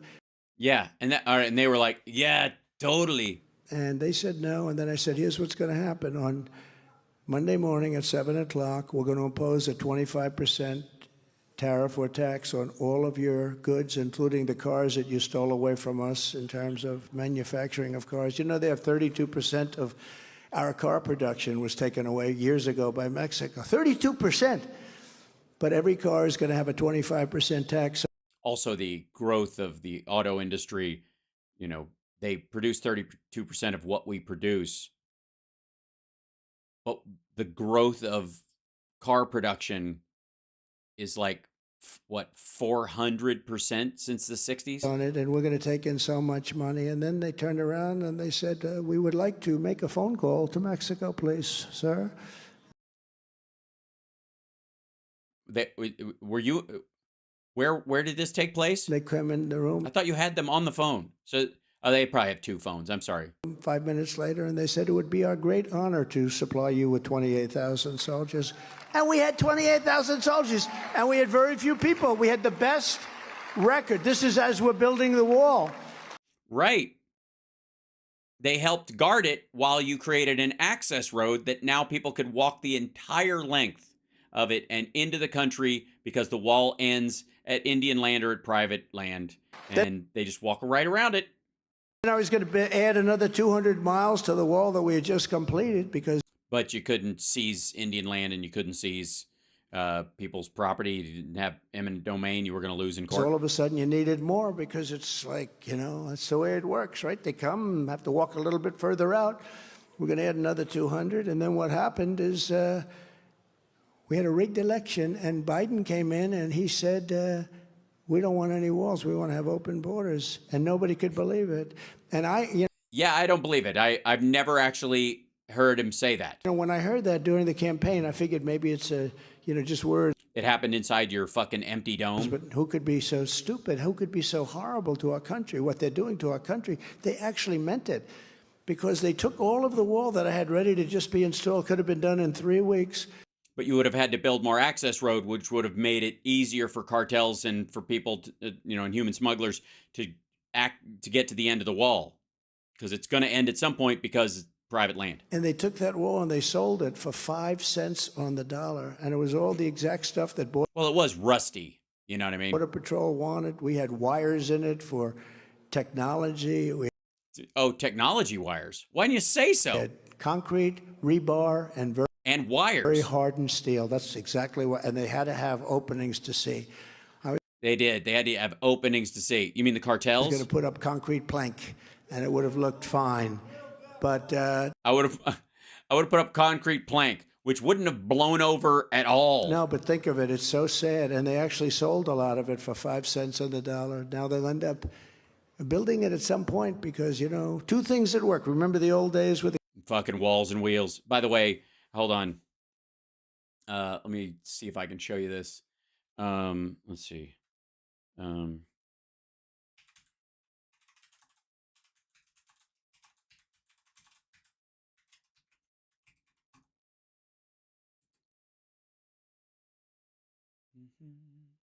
see if I can move this over and then go to images.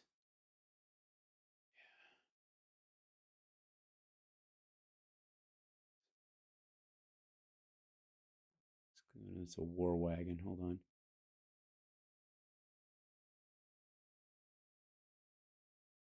See if I can find like a picture of it. Hold on. Get the fuck out of here. Go to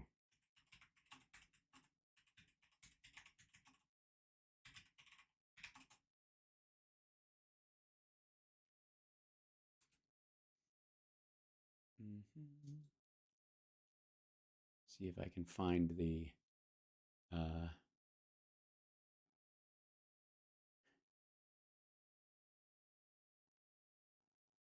trying to find a single picture of one of these things that I could show you. Fuck it. I'll look it up later. I'll post it on my social media when I find one. But they used to have these. They just build these plank walls, like, you know, about 8-10 feet high, and put them on the front of a hand cart essentially, and they would just roll this shit forward, and it would it'd be an aero barrier, and then they would roll a bunch of them, you know, alongside each other, and they'd coat them. They'd either soak them in water or they'd coat them in stuff to make them less flammable in case they shot fire arrows at them.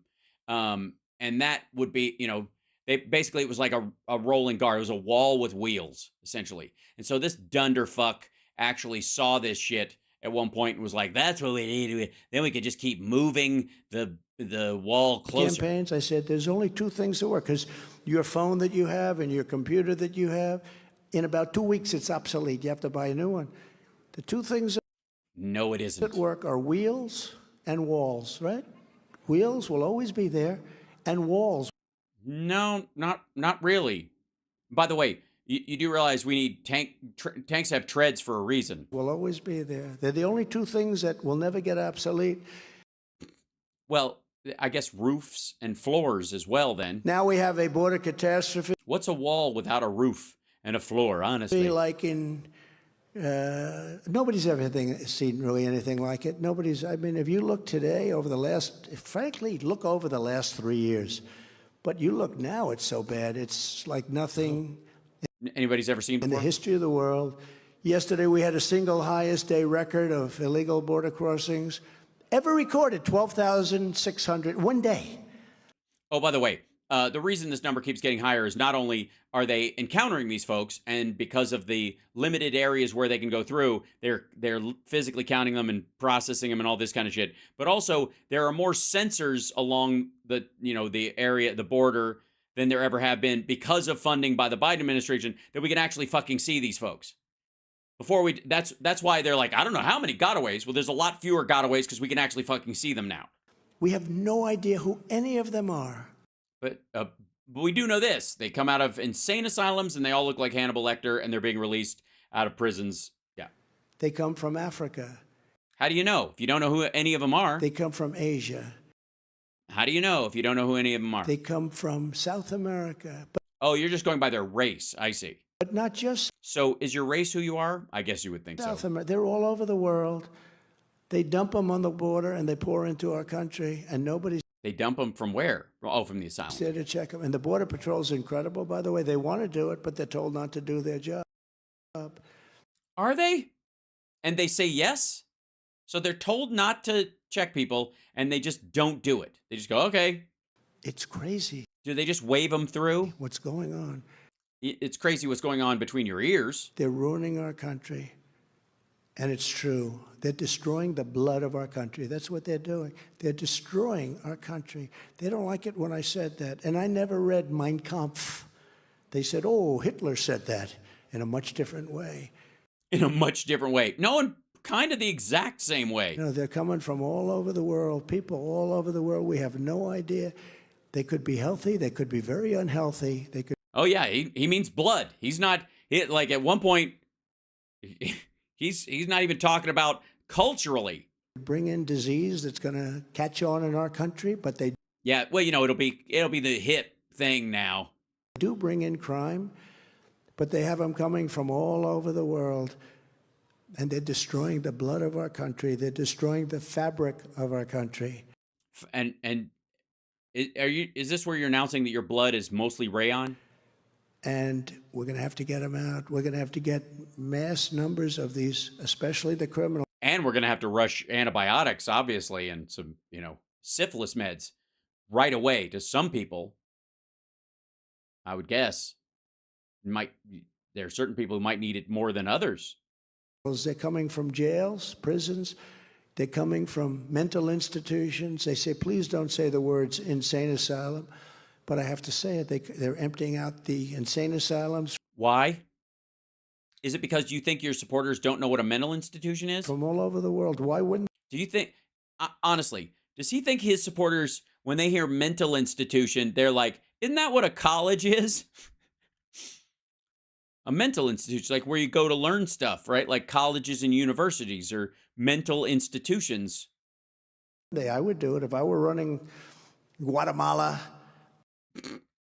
El Salvador, Honduras, Mexico. You would never run them though, because you'd have to grow a mustache. They're emptying out their prisons into our country. How stupid are we to allow this to happen? This week, the Biden We aren't. administration And they aren't. Closed 2 vital railway crossings so that border agents could be redirected to help process even more migrants. They were coming in. You saw the trains with thousands and thousands of people on top of them and in them. No, that's not what they're talking about. Thousands and thousands of people pouring into our country. And we actually allow them to come in. They process them. Where do you come from? Where were you? I was in a jail. Oh, okay, you can come in. Come on in. They let anybody in. Yeah, that's just how it works. And this man was president. And you have other people that study. You probably saw Melania this week where she held a great, beautiful reception for people. Yeah, it was great. And the uplighting was fantastic. She looks like she was teaching people how to use a Ouija board. That came into our country legally. They studied, they worked, they had to take exams, they had to... Unless they were a hot model, of course, in which case, my journey was streamlined. Talk about our flag and George... If they can parrot what they've learned, then in they go. George Washington and everything else. It was a... Yeah, George Washington stuff. Beautiful day. So that's where you learned it. But that's the way it's supposed, because we want people to come in, but they have to come in legally. But what's happening now is the whole system is being underrun. And it's being underrun? Well, thank God. I thought it was being overrun. Have you guys heard? I heard it was being overrun, but apparently it's being underrun. Beautiful day. But that's the way it's supposed, because we want people to come in, but they have to come in legally. But what's happening now is the whole system is being underrun. And no country... Yeah, the whole system is being underrun. We can sustain this, by the way. You know, you have children going to school. They don't speak the language. I thought schools were, well, I mean, schools are there to teach a language. Which language are you talking You about? have children going to school speaking languages that nobody even knows what the language is. Nobody. Yeah, I don't even know what they're saying. There are many languages in the world. They don't even know That's what right. the language is.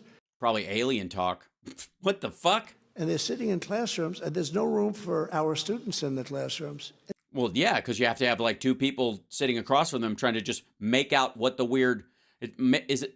Is it Latin professors? What do they... They don't speak the language. Is it all clicks and whistles?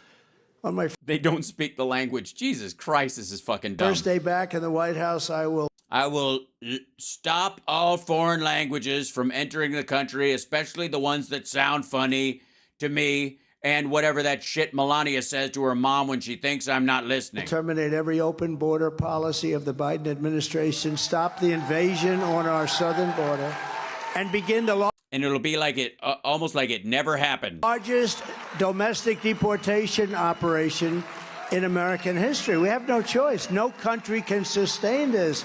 Right. You gotta anybody who looks foreign, round them up, deport first, ask questions later, I think. We will restore law and order to our communities, and I will direct a completely overhauled DOJ to investigate every radical, out-of-control prosecutor, of which we have many, in America. I have a guy named Deranged Jack Smith. He's a deranged person.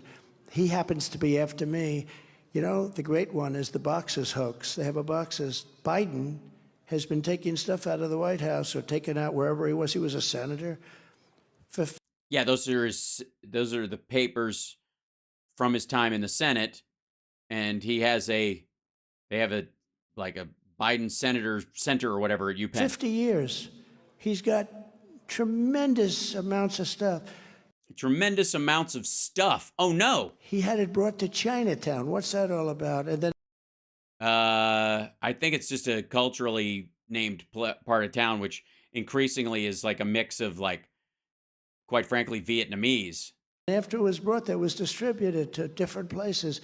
It was just a, well, yeah, of course. I mean, once you get it to Chinatown, then there's a huge underground, you know, I don't know if it's a river or Chinatown.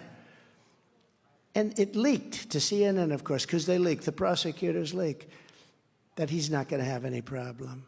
But me, with they didn't leak it, they announced it. tiny amount, and I come under the Presidential Records Act, which gives me the absolute right to do it. No. With me, oh, I'm different. But mine was in a secure location. A secure shitter. Everything was tippy-top. Just like the nukes. But, you know, with this guy... So you had, wait a minute. You had nukes in your, you have nuclear information? Is that what? Just think about it. They don't want to do anything. They're not going to do anything. It just came out. They released it. They leaked it. They leak it because they're dishonest. You're not supposed to leak that. They talk about classified documents, and they're leaking about classified documents. I mean, they're not classified. Hey, asshole, if you declassify them, they're not classified. What are you talking about? But he had many classified documents. Just think about it. And they leaked that he's going to be okay. He did nothing wrong. He did everything wrong. Everything wrong. He did so much wrong that he accidentally didn't do anything wrong. He did a total 180. And he made it impossible for them. And he took things when he was a senator, which Dick Durbin is on television. He's a senator, Democrat. He's saying, oh, if he did that, that's a crime. That's a terrible thing. And he never came under the Presidential Records Act because he was vice president and he was a senator. But for him, it's okay. For me, and I have total protection. I'm allowed to do it. You know, the New York Times wrote an article. And did they? Oh, we can trust them. I'm sure the writer got fired. But basically, it said, please, please, please, Mr. President. And that was the title, something like that. Please, please, please, Mr. President. Like James Brown. Did you ever hear please, please, please? Please, please, please, Mr. President. May we have... They said the only right they have is... Hold on. Honest to God, I don't know what the fuck he's talking about. Hold on. New York Times, please, please, please, Mr. President.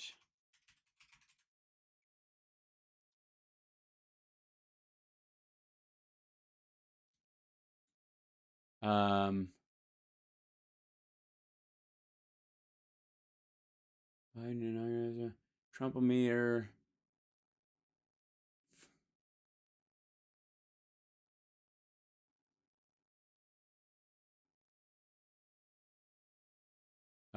There's a New York Times article. Okay, hold on.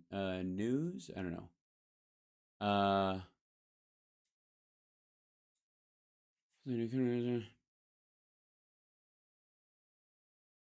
Yeah, I don't see anything even remotely named that. Seriously.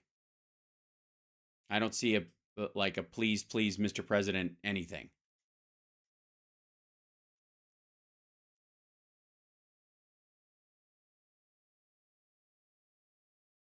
Yep. Yeah, no, nothing. All right. To say, please, Mr. President, may we have them because I'm entitled to them. Okay, first of all, no, he's not. And we're not talking about magic words, motherfucker. And this was in the New There was a sniff. Did you notice the sniff? New York Times, big article. And yet they leak that Biden has no problem. But they continue because I have a deranged prosecutor. He's a deranged person. And the good news is people get... By the way, he thinks Jack Smith is deranged because he has a beard. I'm not kidding. That's why my poll numbers are so high, I believe. Because, you know, I would really... I would really have... I think we'd be winning by a lot. But now we're winning by numbers that nobody can believe. I think... Right, nobody believes That's why our poll numbers, because they see this persecution that goes on in this 2 tiers of justice or injustice, and they don't like it. They don't want that. This is not what America is all about. So I appreciate... Which, of course, is the hokey pokey. Appreciate everything, and I appreciate all the support we get because that makes a big difference. When you have poll numbers where, you know, where we're like literally 80 and 90 points higher in some cases, and... I don't know what, and like, who's more criminal than Trump in terms of the Republican candidates for president this year? Some of these guys. We have guys running like from Arkansas. He's been at zero for 7 months. Ada Hutchinson, I call him Ada. It's Asa. The only reason I corrected is they'll say, he didn't know his name. He didn't know his name. He must be cognitive, you know? Don't forget, I do most of this stuff without teleprompters. They do. Biden. First of all, there are teleprompters on both fucking sides of him. Just said the whole time. This one right here. And this one right here. Behind Jeffrey Epstein. This one right here. These are both teleprompters. He bitches when they go out. It's gibberish. No, if I say Ada Hutchinson, oh, they'll do it anyway. I just gave them an idea. Look, they're starting right there. They'll say, he didn't know his name. No, it's Asa, but I call him Ada. Nobody knows why, though. What the fuck are you talking about? But this... Is he Aida? Is that was somebody else was making a misogynistic joke against him and it's Aida Hutchinson? Or like he needs help? Guy has been, he's the governor of Arkansas. He's got the... No, he's not, actually. Personality of that floor tile. See the tile? There's a broken tile right there. Oh, you can see it because the floor is so empty. I thought the place was packed. Is it? Even outside, it's packed. So you can see the floor in the front row. That's about. Also, this. Hold on.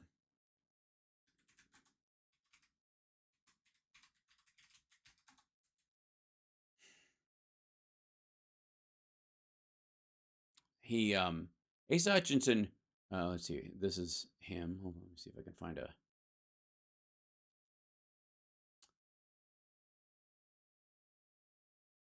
Okay. Asa Hutchinson says his campaign isn't breaking, though, but he says he's full speed ahead. That's him, Asa Hutchinson. Now, Asa Hutchinson was the governor of Arkansas. Now it's Sarah Huckabee Sanders. Who's a supporter of Trump's and used to work for him. Personality, and he's a nasty guy. He's got zero for how many months has he been running? Like a year? For a year he's been running. He's at zero.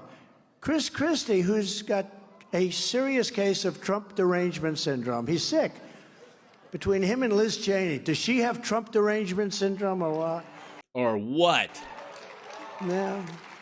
Yeah. I thought everybody liked me, and it's becoming clear that I suck. And I let Scooter Libby out. You know, it's a friend of their family. They didn't do anything for him. I did. They didn't get him out. I got him out. I gave him a pardon because he was treated very unfairly. Scooter Libby, but he was a very good friend of the Cheney family. They didn't do anything for him. I did. Yeah, because A, it's Dick Cheney, and second, what the fuck's she gonna do? But, you know, you'd think they'd be thankful for that, but they don't talk about that. They say I'm a threat to democracy. No, Joe Biden is a threat to democracy. Well, that settles it. That's all I needed to hear. Yeah, I'm convinced. By all of the things that we talk about. But I'm also going to indemnify all police officers and law enforcement officials throughout the United States for being destroyed by the radical left for taking strong action on crime. Strong action? These are people, they want to destroy them because they want to put criminals away. They're no, I don't think that's the forced problem. to do nothing. They cannot do anything. They can't do anything. Nobody's been arrested in 3 years. When they want to, they do want to. They're the greatest people, the police. But they just can't do anything. They would love to do something, but they got to stand by and just let shit happen. And I just met a lot of them in the backstage. They're all like incredible people. Yeah, but there was murders happening all around, and there was a guy stealing stuff, and the cops couldn't do anything. But, you know, they're under threat of losing their pension, their house, and their family, and losing everything if you touch these people. I mean, you... No, they touch a lot of them. You let what's going on where the people are going into these stores and robbing them, and even the clerks, they fire clerks if they try and stop them. I mean, if I had a clerk that was willing to stop them, I would say, you are the greatest. You love our country, our company, our store. And they fire them. It's like crazy. There's something going on. Our brains are being fried. There's something going on. But again, what kind of stopping are we talking about? Because bashing somebody's head in a crowbar, bashing somebody in the head with a crowbar over a candy bar is a bit much. I would say, if that's or shooting them, for Our example. police know everything, and they can They know everything. Jesus Christ. I got to close my drapes. solve these crime problems very quickly, but they're not allowed to do it. And they don't want to lose their families. They don't want to lose their house and their pension. Well, then they shouldn't drink so much. And no, I'm kidding. We're not going to let that happen anymore. So what I'm going to do is give indemnifications to any police officer that gets in trouble for. Great. So you'll just have a giant, why don't you just call it the purge? Fuck it. Why don't you just automatically deputize every maggot lunatic in the country? That'll save it. Pursuing a criminal, because that's what we have to do. Well, the problem is that you don't know they're a criminal in a lot of cases until they've been tried in a court of law. So that's why there's a thing. And P.S., so have you talked to Dinesh D'Souza about this at all? Because that would effectively be, what's the phrase, guys, in the chat room? Yes, a police state. In addition, we will take over our horribly run Washington, D.C., and clean up, renovate, and rebuild our capital so that it no longer is a nightmare of murder and crime. People are being murdered there every day. Murdered. Oh, my God. In a big city? In our capital. Every day. Obviously, they got to take Wednesdays off. Can you imagine when these people come from foreign countries and they may not be rich, but their capitals are safe. They have no crime. They take care of it fast. Oh, you mean where the crime is entirely the purview of the ruling class? Uh-huh. But can you imagine they come into this thing and they read that 3 people were murdered last night in Washington, D.C., and they have graffiti all over the place on those beautiful marble columns. They have all over the body? Graffiti. Yeah. All over the place. Graffiti, graffiti, graffiti. Oh, graffiti. That's the worst. I mean, murder's one thing, but... The streets, they look like... I mean, I drove into Washington a few weeks ago for a court. Oh, you rode in, by the way. You don't drive. You don't know how to drive. You don't have a driver's license. You can't drive. You rode in. Court case. One of the many. I should get to know it very well. I can't get a fair trial on Washington. The whole thing is ridiculous.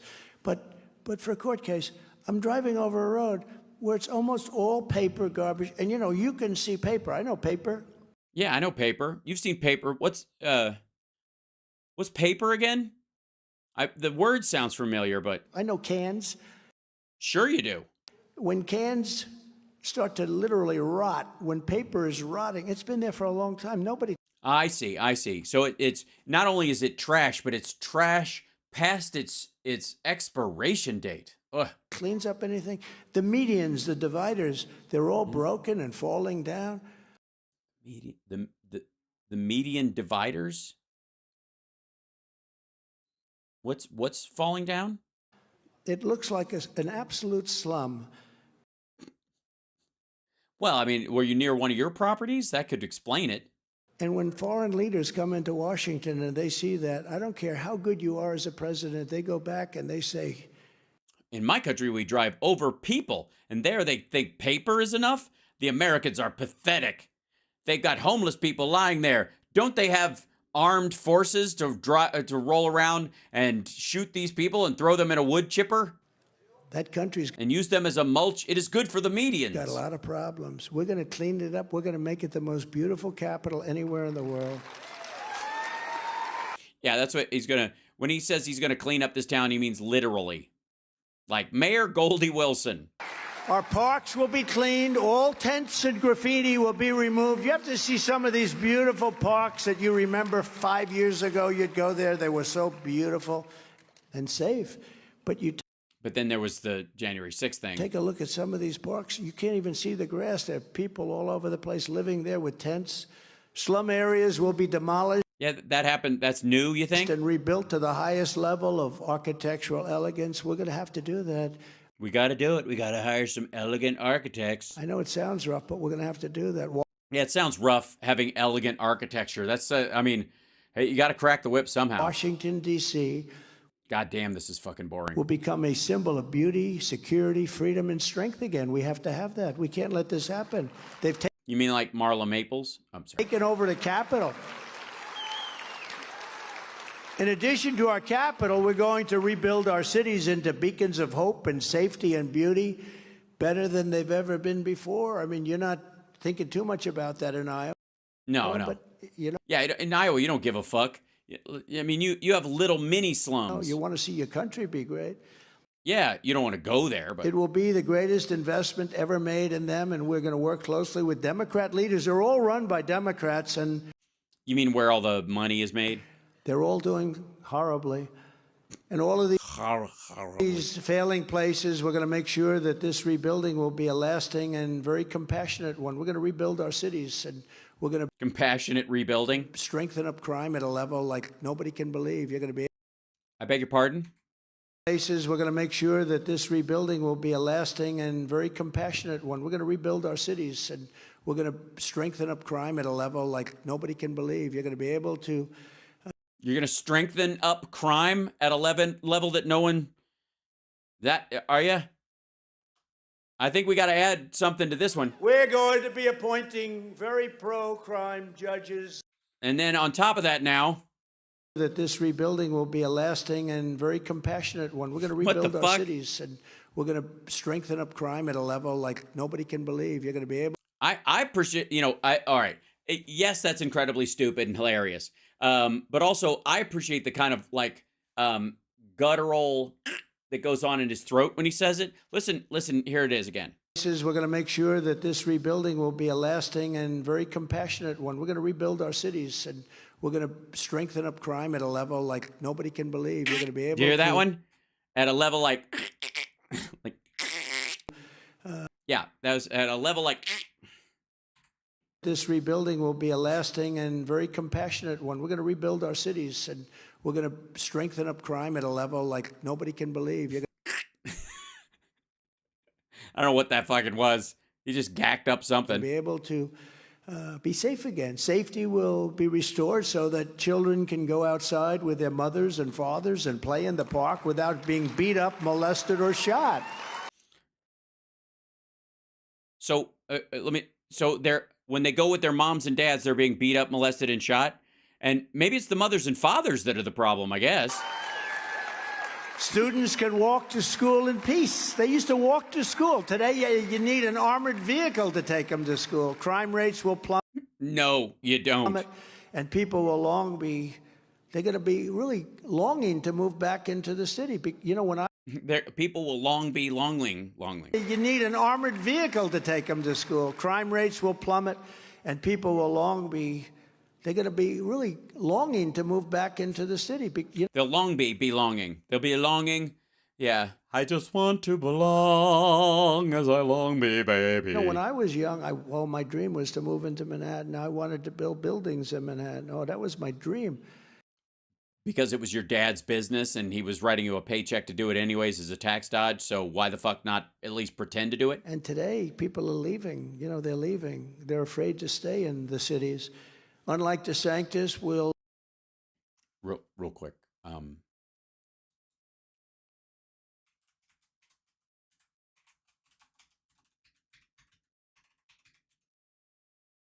If I could, 1 second.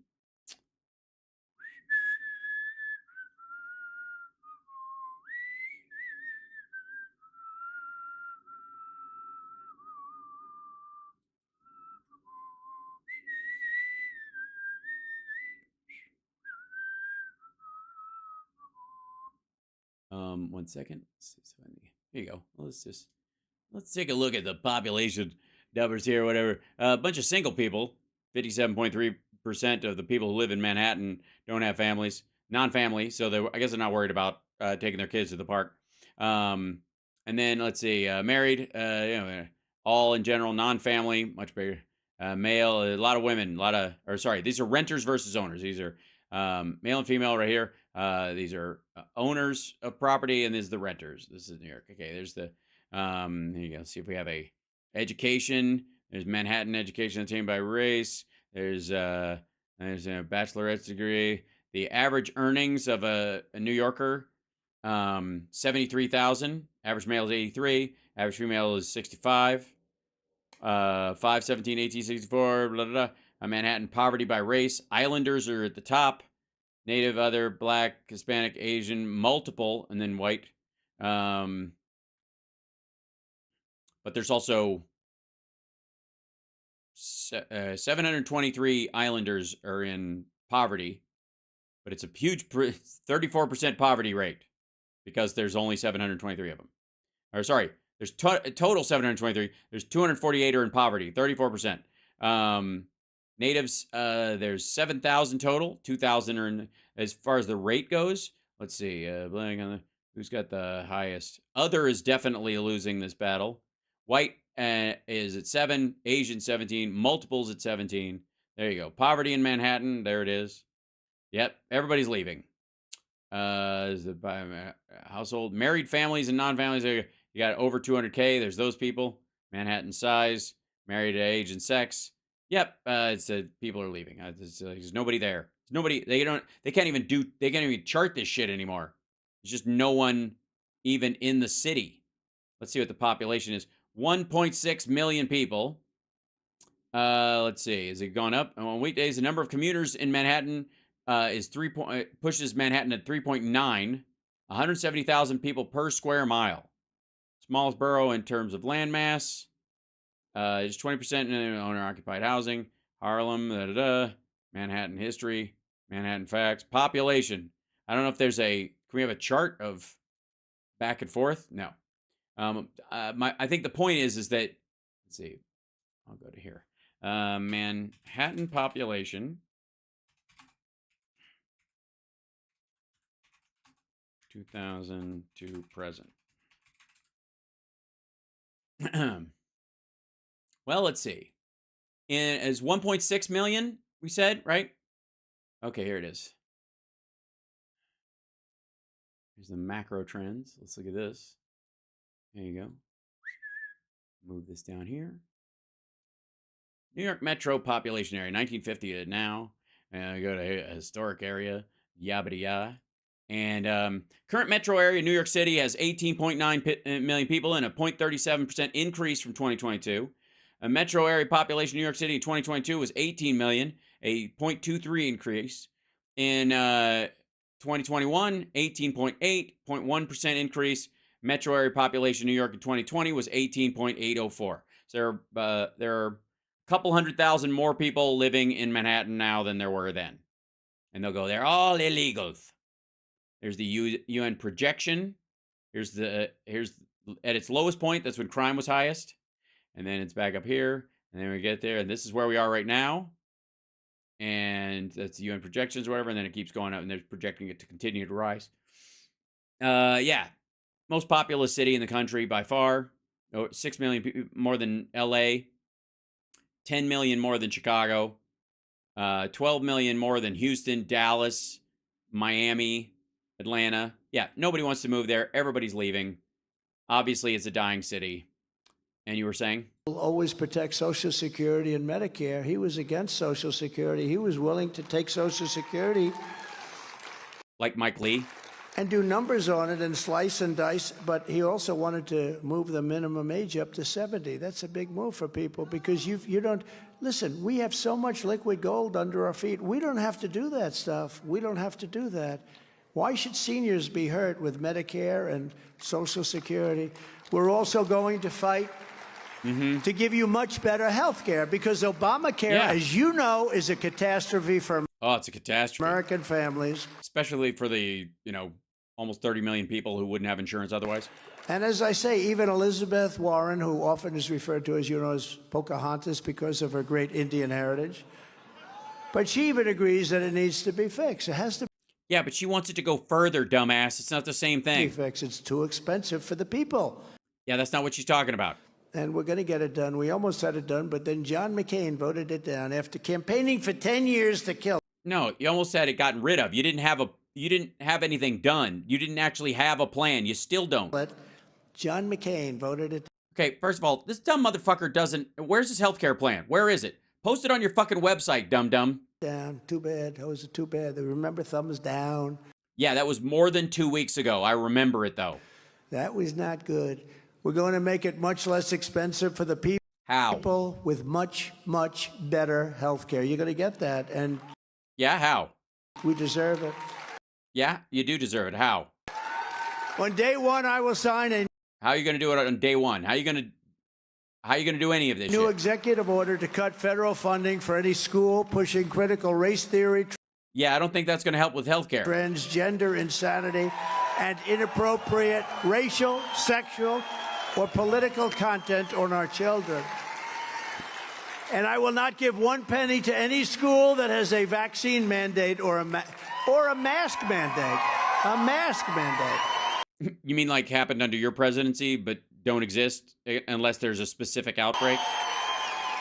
How long does this mask mandate have to work? If there's a breakout, can they tell everybody to wear masks for the next week until it subsides to just try and keep the case count low? And as I said before, something that's very popular, I can't believe I have to say it, but I might as well. Women and men's sports. I will keep men out of I will keep women out of men's sports. women's sports. Is that okay? You see the weightlifting records? They're being broken by hundreds of pounds. One stood for, I think, 18 years, over a quarter of an ounce. In Australia. They're coming in, they're wiping it out like 158 pounds.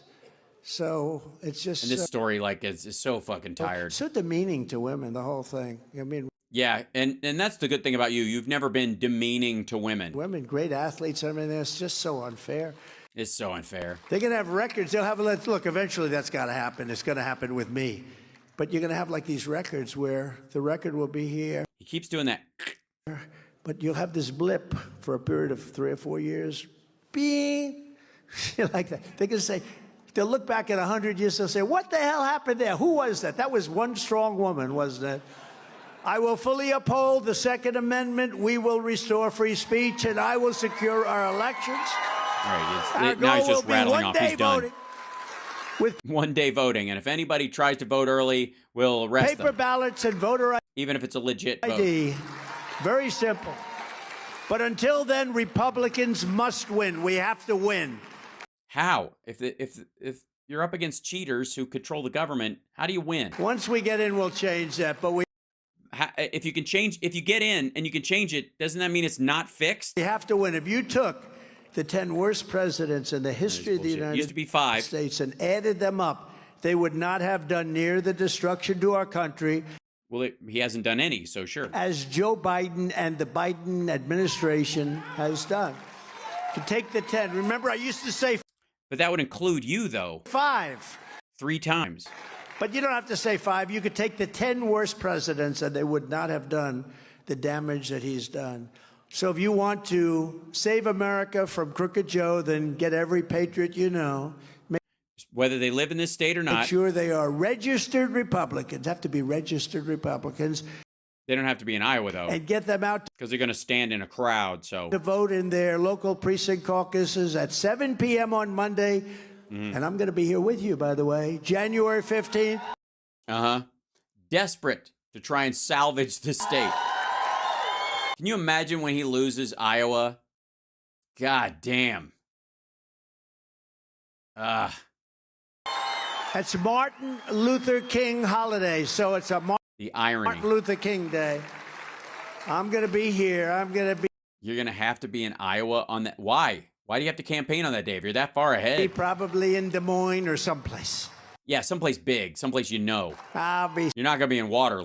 I'll be caucusing.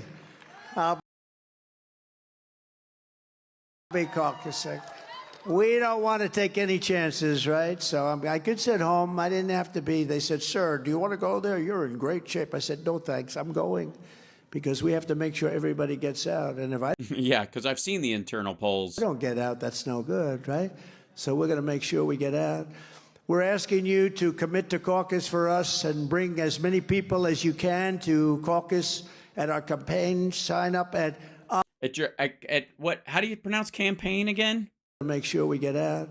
We're asking you to commit to caucus for us and bring as many people as you can to caucus at our campaign. Sign up at Kapang, kapang, kapang, kapang. Go there to the compound, sign up. All right. Go down there to that compound, sign up. We're asking you to commit to caucus for us and bring as many people as you can to caucus at our campaign. Sign up at Campaign. ia.donaldjtrump.com. Okay? Not kapang. That's how you do it. And in conclusion, Thank God. Wrap it up, son. from Sioux City to Iowa City, Wait, Sioux City. What about Sioux from Falls? Fort Dodge to Cedar Rapids and Des Moines Yep. to Davenport to right here in Waterloo. By the way, those are pretty close to each other. I'm just gonna say Des Moines and Davenport's like they almost attached. They're close. We stand on the shoulders of generations of Oh my God, their lower back must be killing them. Iowa patriots who have tamed the wilderness, Yummy. brave the elements, till the soil. You till that soil, I'll tell you. Yeah, till the shit out of that soil, y'all. Do not stop soil tilling. Still tilling the soil, right? Yeah, it's at some point we'll be tilling the soil till the day till the cows come home. All right. Tilling like we're tilling, and we tilled before, and we're tilling it again. Tilling the soil till the cows come home. You're great people. Yeah, they're great at tilling. Worked the fields, built the factories, and poured out their blood, sweat, and tears to make this country into the greatest nation. That's weird. Was it like a soup that they fed everybody, or did they just pour that into the concrete and the foundations? Because that seems like, I don't want to say shit, but that sounds like witchcraft. In the history of the world. But now we are a nation in decline. We Oh, are boy. a failing nation. We How come you ain't playing the are a song? nation that has lost its confidence, its willpower, and its And its erection. He's talking about himself right now. Pretty sure. strength. We're a nation that has lost its way. We're a nation that cannot see our dick because our belly gets in the way. But we are not going to allow this horror to continue. We're not going to allow it to No, it can't. I mean, well, it would have to for another, 11 to 13 months. continue. We can't let it continue. No, we got to stop it eventually, probably in about a year. Biggest election we've ever had A year from now. So obviously it will continue until then. is coming up, 2024. Right, but 2024 is going to be here in a couple weeks, but the election's not going to be here for 10 months. I used to say that with 2016. This is the biggest election. I meant it. But we had a big border problem. In fact, I fixed it so good that in 2020, we couldn't talk about the border. They'd say, Yeah, because people weren't dying from border crossing issues. They were dying from COVID, hand over fucking fist. sir, nobody cares about the border. I said, what? Yeah, we're using refrigerator trucks to stack dead bodies. Nobody gives a fuck about the border. What do you mean? It's the biggest thing. You fixed it, sir. Yeah, that's what they said. It was totally fixed. Totally fixed. Like a dog. And then what happened is not even believable. Yeah, we don't believe you. This is the single biggest election in the history of our country. Yes. Said the Chinese porn star. That's terrible. I'm sorry. This is going to determine whether or not we even have a country left, because these people are destroying our country. 3 years ago, Somebody's yelling something. Give that man a microphone. What's he fucking saying? What are you afraid of, Trump? we were a great nation, and we will soon be Also, why are you staring at Jeffrey Epstein like that? a great nation again. I hope so. It was hardworking patriots like you who In Iowa, built this country. but only like maxing out at like 3 stories. And it is hardworking patriots like you who Heart working? again. It was hardworking patriots like you who built this country. And it is hardworking patriots like you who are going to save our country. We will fight for America like no one has ever fought before. Well, weren't you in office already? Don't you mean like again or? 2024 is our final battle. That's true. Yeah, you're kind of, that's it. This is, you throwing it all up against the wall, buddy, because I got to tell you, it looks to me like you're going to shit the bed. With you at my side, we will demolish the deep state. We will expel the warmongers. Mongerers? We will warmongers, I think is what he means. It's like fishmonger, but with war. Drive out the globalists. We will cast out the communists, Marxists, and fascists. We will throw off the sick political class that hates our country. We're going to throw them off. will rout the They're going to be tonally, they're going to be like, that whole thing threw me off. fake news media. We will evict Joe Biden from the White House, and His asshole's still smarting from when he got kicked out of the White House in 21, so. we will finish the job once and for all. Isn't that finish the job once and for all? Fucker, what's the job? You can't, like, finish the job of democracy. So you can end democracy, that would be finishing the job. What the shit? The great silent majority is rising like never before. Well, we'll just have to trust you on that. And under our leadership, the forgotten men and women, the men and women. The man and women? The forgotten man and women? The great silent majority is rising like never before. Yes, ever so quietly. And under our leadership, the forgotten men and women. So they just one guy and a bunch of women. I can dig these kind of odds. I can be very excited about these kind of odds. These are the kind of odds, frankly, I need. The men and women of our country have been forgotten. Who? I'm fucking with you. They will be forgotten no longer. They weren't forgotten for 4 years. You know that better than anybody. You remember. Nobody's ever done better than we did during that 4-year period. Yeah, not even close to true. We will love our country. We will take Will you ask consent, though? care of our country. We will pray to God for our strength and for our liberty. We will pray for God, and we will be with God. How do you pray for God? God, I hope you have the strength of, well, quite frankly, God, I guess.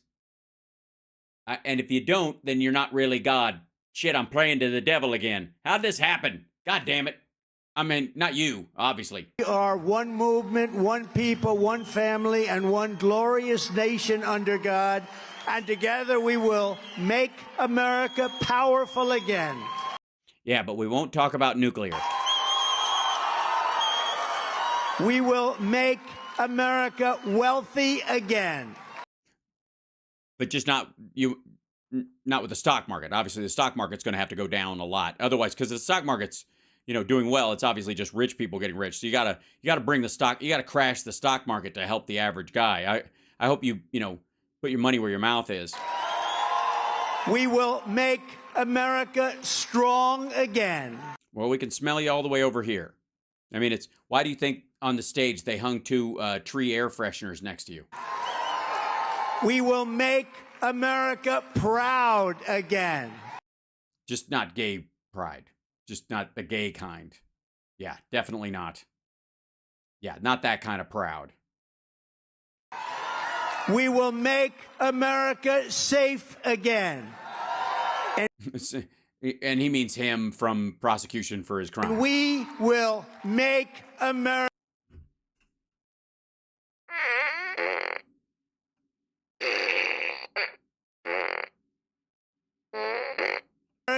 great again. Thank you very much, Iowa. God bless you. Get out and vote. Get out and caucus. Thank you all. Thank you, Front Row Joes. You follow me no matter where I go. We love you guys aren't from Iowa. This isn't helpful. you. Thank you very much. Thank you, Front Row Joes, for taking up an inordinate number of space in a thing. Because But outside, it's packed. he can't not do it. Look at his face. Look at his face. Look at the frozen. How do you not? You just can't. Most people just can't hide from the freeze frame. They just can't do it. That is a man who's never felt more confident and secure in his life. Thank you. Oh, God. And it's hold on, I'm coming, which is just gross. Clap, clap, clap, clap, clap, clap, clap. Hey, hi. Thumb up your butt. Hi. Okay, there we go. Oh, God. I gotta get ear floss. That's right. Clap, clap, clap, clap, clap, clap, clap. Thank you, everybody. Thank you. Clap, clap, clap, clap, clap, clap, clap, clap, clap, clap, clap, clap, clap.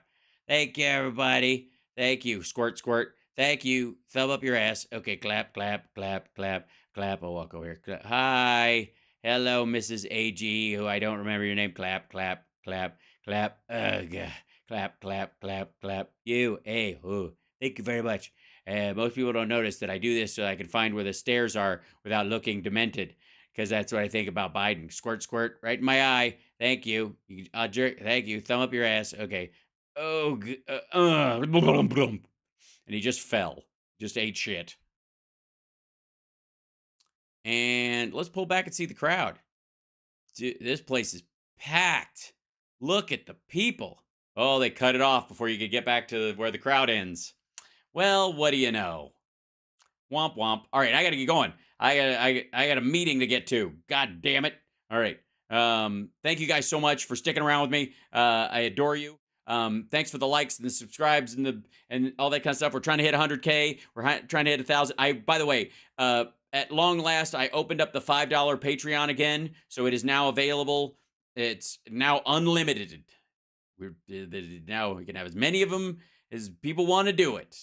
So don't disappoint me for doing it. So it's open now again. So $5 a month, price a cup of coffee. If you think I'm worth a cup of coffee a month between you and I for the work that I do and the laughs that I bring, which I personally think are priceless, then patreon.com/HalSparks. Also, thank you guys for the super chats. Thanks, Judy, for liking the stream, hitting it on the way out the door. Bless you guys. This was another long one, and I appreciate it.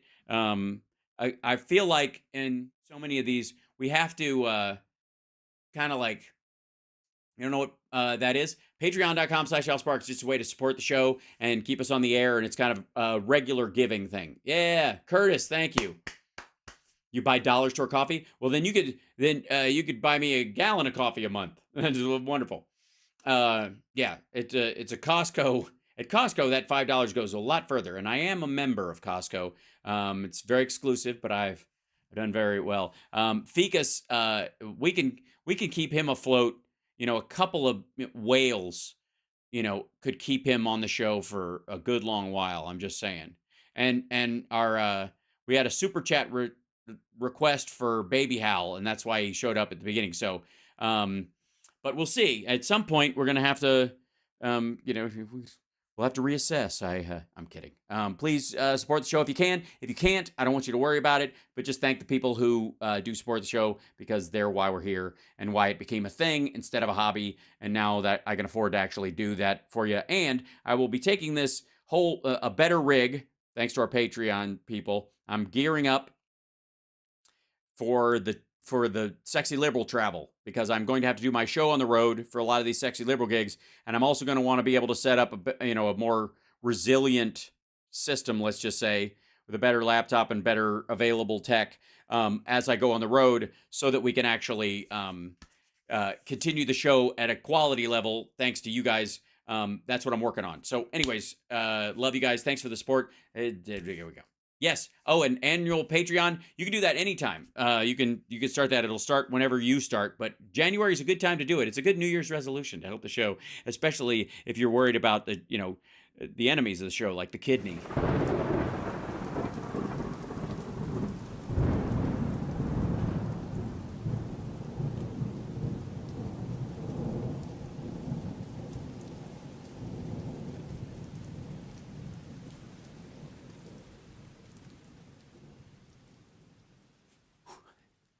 That scared me, I gotta say.